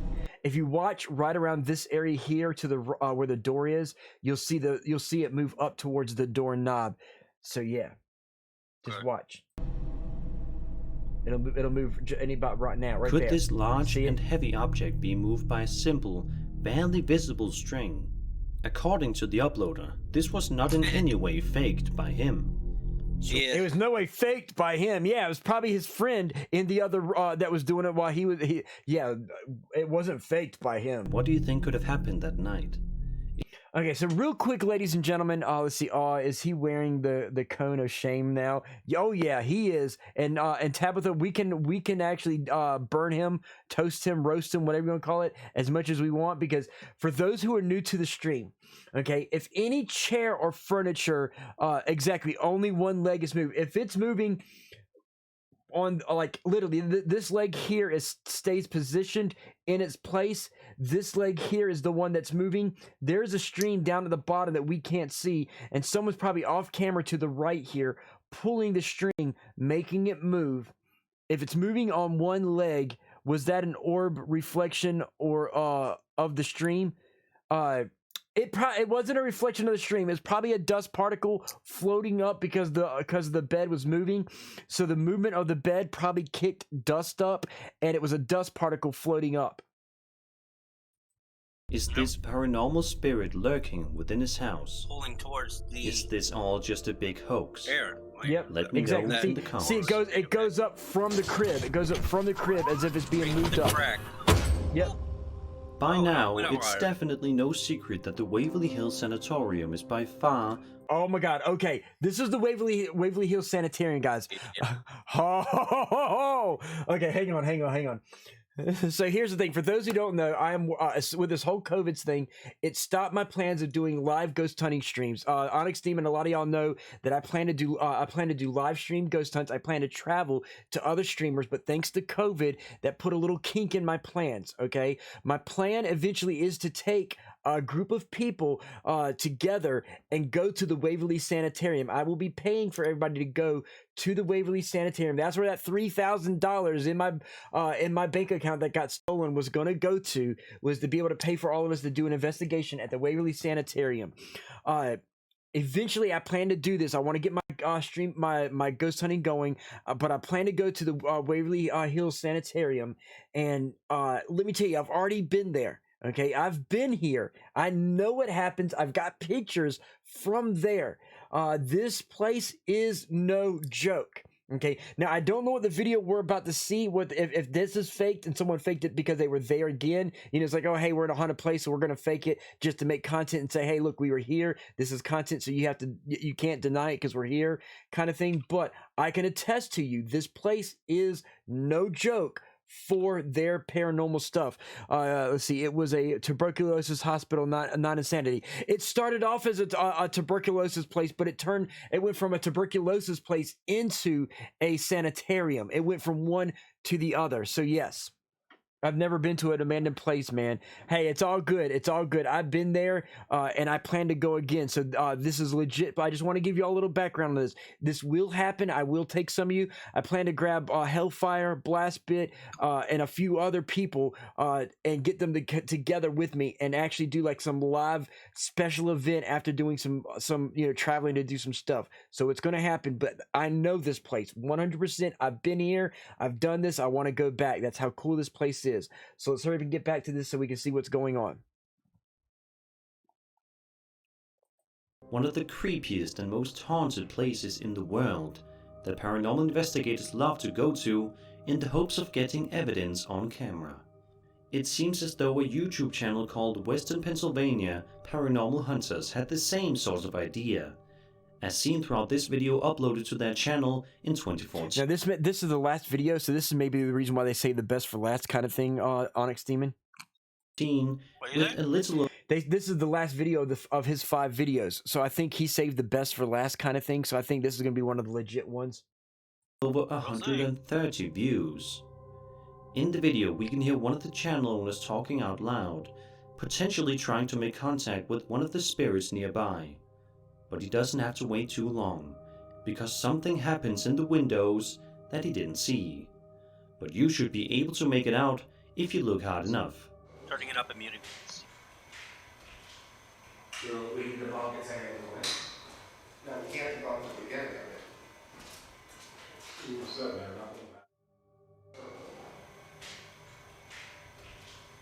So we can debunk its angle. It's just a shadow of someone walking by the window. No. Okay, so the room that they're in, this is okay. So, real quick, let me give you all a little breakdown. This is legit, guys. This is legit. So one of the things of the Waverly Sanitarium is that you see they're using IR. Yes, they're using infrared. They are using infrared. So one of the things, because you actually here's the thing. One of the things with this is very horrible, exactly. But one of the things of Waverly Sanitarium are shadow people. Okay, and the area that they're in is one of the 3 areas where shadow people are reported. Okay, that was a shadow mass that had a form. Okay, it blocks the light, it cuts the light out.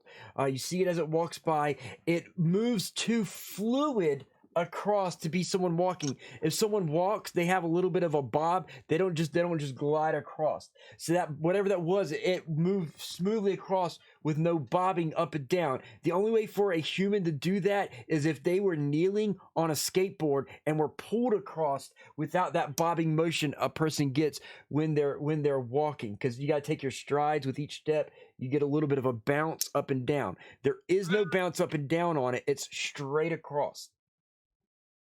So I'm gonna go back. Do we know if any of the doctors are used a cane to walk? See, I don't know. We don't. There's no notice of that. Yeah, you can hear a cane clinking. I'm getting ready to rewind it back so we can watch it. So, I mean, it could have been a tuberculosis patient. It could have been because they would have been in a wheelchair at that point, right? No, because some of them walked around and had the little IV bags that they carried with them. Okay. If you listen, you can hear like a cane tapping the ground. Right, and then Shepard said you would hear the skateboard wheels as well. So there's no skateboard wheels as well. So good call out, Shepard. Good call out. Using crystal meth increases the chance of seeing shadow people. Okay, here we go, guys. So we can debunk its angle. No, we can't debunk the beginning of it. Cane? I hear the cane. 2 large strides, cane taps.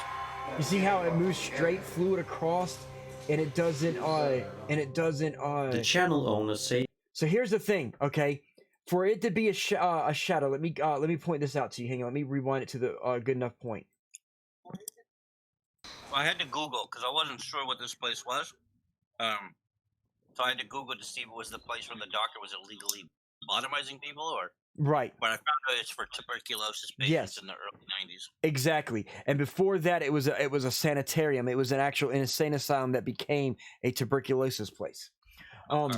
Now, here's the thing: if this was a shadow coming from someone on the other side, on the left side of the camera over here, with the light source, you would see the shadow on this side of the wall as well, as because it would cast across the wall onto the wall and block the light out. Okay, but this is on the other side of the wall, and you would be able to see that it was a person with this light that's there. You'd be able to see it was a tangible corporeal person, but it's not a tangible corporeal person. This is a shadow mass. Watch. Okay. And watch the fluid motion. Yep. So we can debunk its angle. No, we can't debunk the beginning. See? Yeah. Here it goes again. So we can debunk its angle. Blocks the light out. Steady movement, no bouncing. So Vance Burton said, so whatever moved, it was inside the building. Yes, it was inside the building. And Hell Monkey's like, shadow people are leeches. Exactly. The channel owners say that they are just as confused and creeped out as we all are, and are asking for any ideas as to what this strange... Well, see, I've been here. So yeah, I'm calling this one legit. Just because I know the place and I've seen the shit. Apparition could possibly be. Is it a ghost roaming in the halls of the building? I know you can't. The chances of it being a ghost are quite high, seeing as how the Waverly Hills Sanatorium is notorious for being haunted by spirits.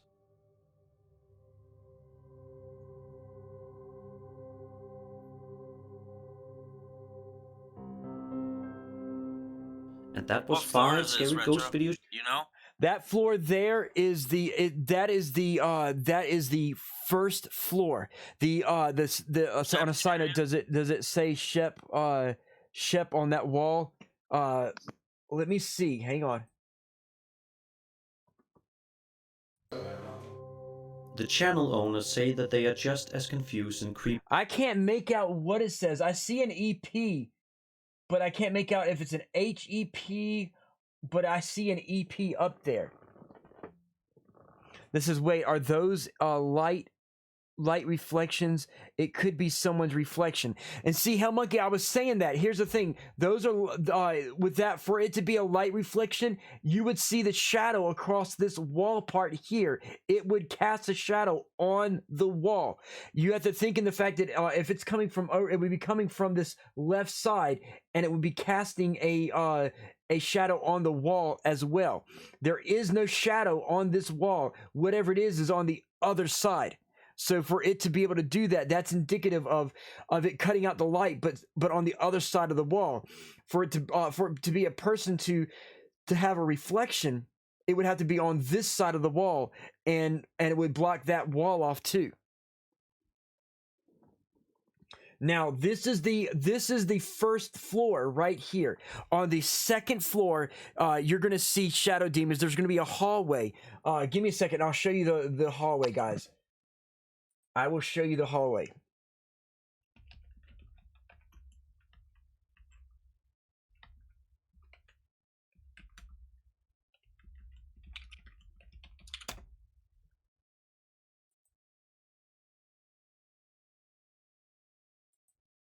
See, this right here is the second floor hallway right here. So this place is in a ton of movies. Yes. Okay.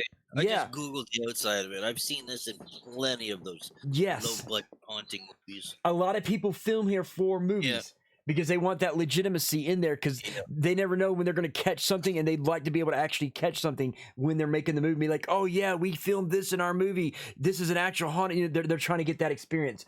But this is the second floor here, and here you're going to see shadows walking back and forth, like bodies walking past all these little doorways, and there's nobody there. And since it's the second floor, there's no way for people to be able to walk past the windows outside, because they're on the second floor. There's no balcony. Because see, this is the front. Let me show you this, guys.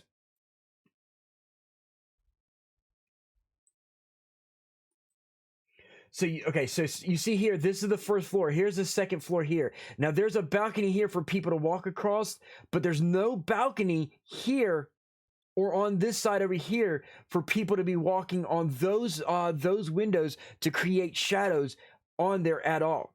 Okay?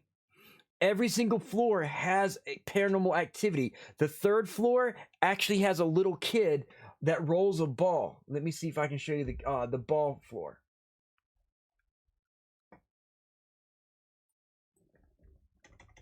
Hey, do you remember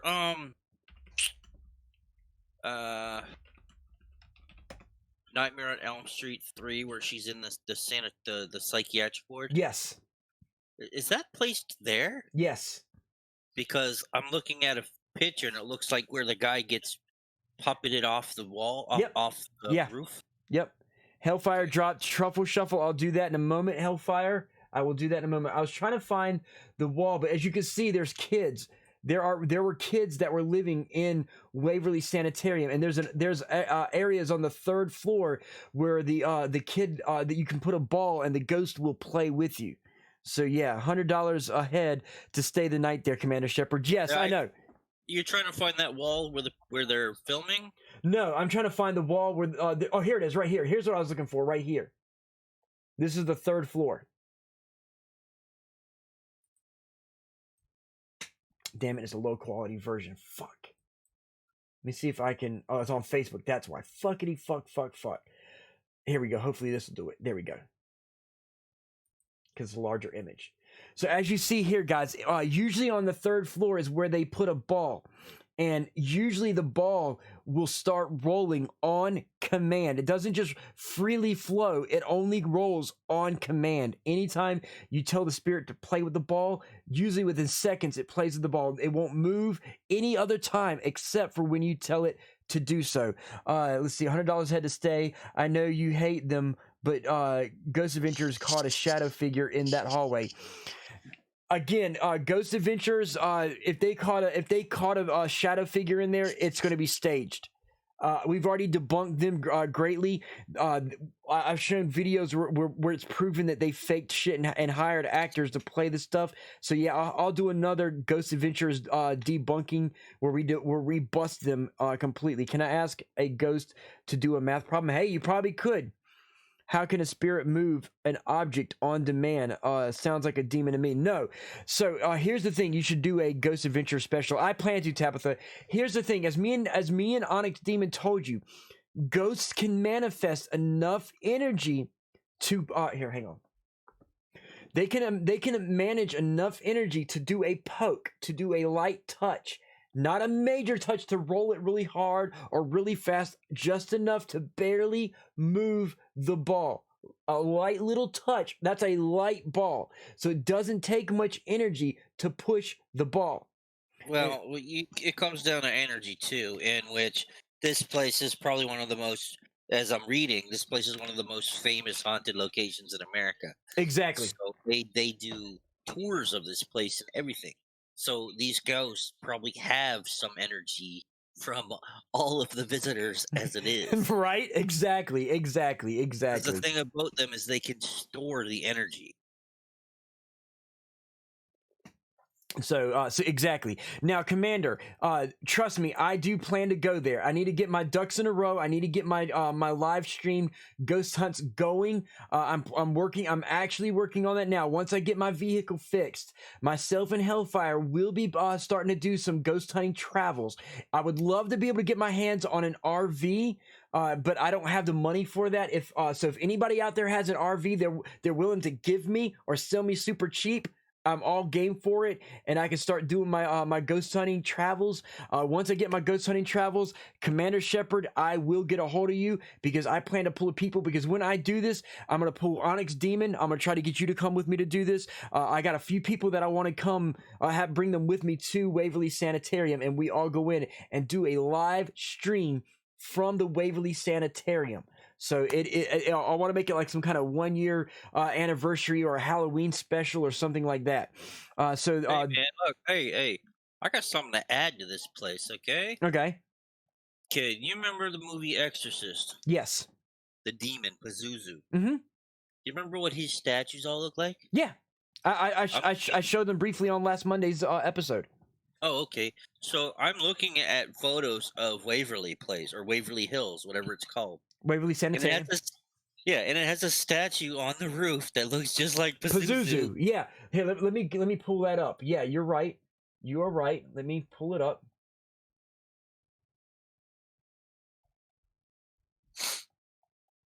I'll get the front of the building so I can show you guys what he's like. It talking looks about. so much so that I had to Google Pazuzu real quick.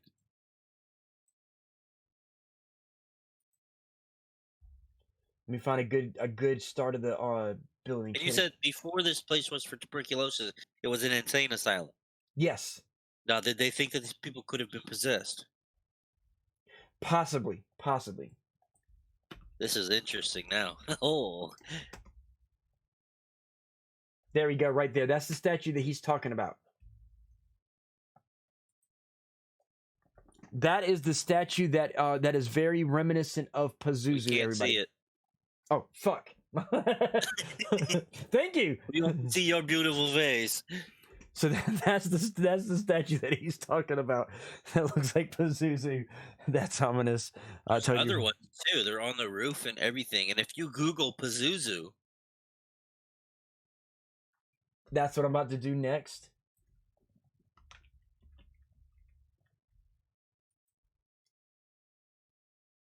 now look at this, guys. Yeah, there's the Pazuzu statue.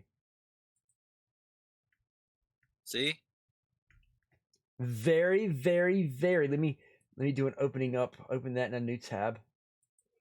I'm gonna go back.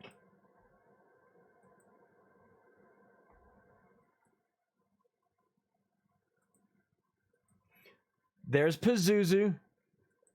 And there's that. It's pretty much very, very. The only difference, of course, is Pazuzu has a penis. Big fucking penis. He is hung. But yeah, guys, there we go. So pretty much, and I'm glad you caught that. I completely forgot they had the statues until you said something. But yeah, so I do believe there is a connection to that, dude. Thank you. I never put two and two together with Pazuzu until then. Pazuzu excited, is excited. I see, right, right out, monkey. Pazuzu very excited. They also have a set of windows that are shaped of a cross. Yep. Looking at this place was. They thought these people were possessed, not insane.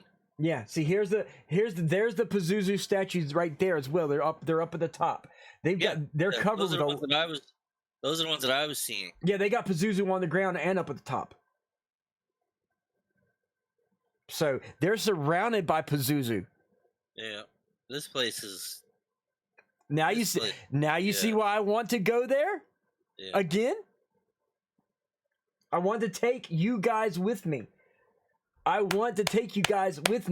some of you are going to come with me via stream, okay, and you get to watch it live. But some of y'all will be with me in person live at the Waverly Sanitarium very soon. As soon as I can get my ducks in a row and get this all going, trust me, y'all are gonna love what I do. Pretty much how it's gonna go is we're gonna be going on Sunday nights. I'll be doing the live investigation on the other streamer's channel, like say Onyx Demon. We'll be with Onyx Demon in his locations.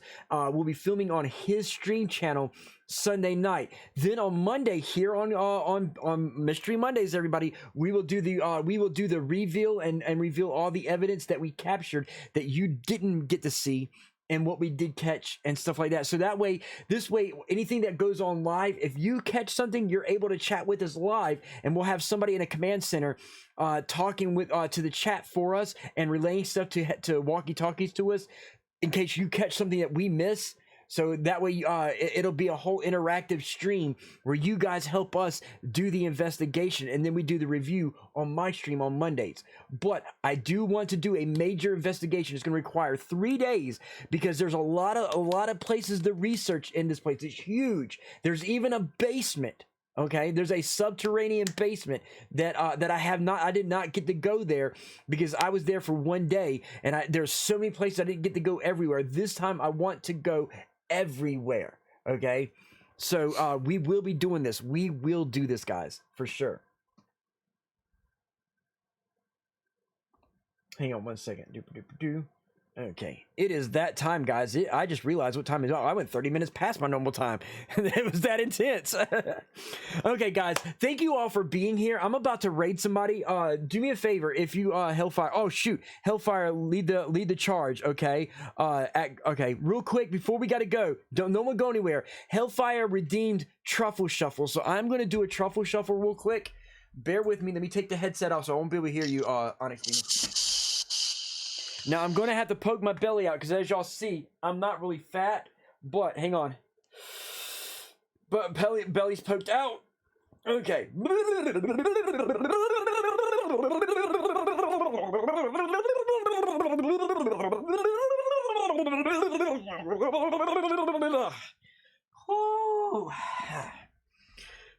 Okay.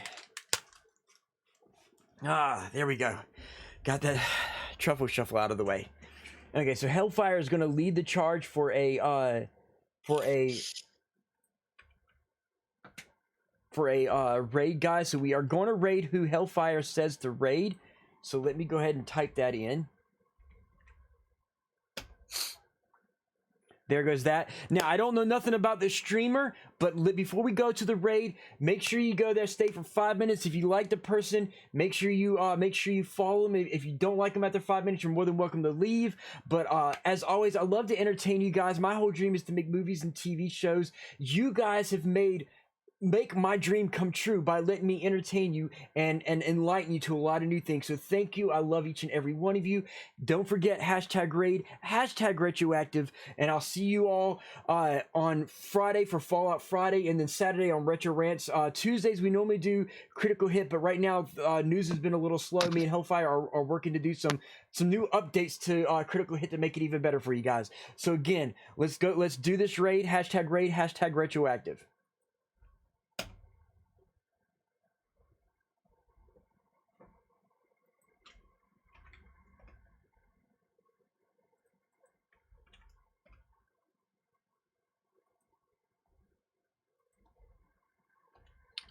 Raid, what the mother trucking?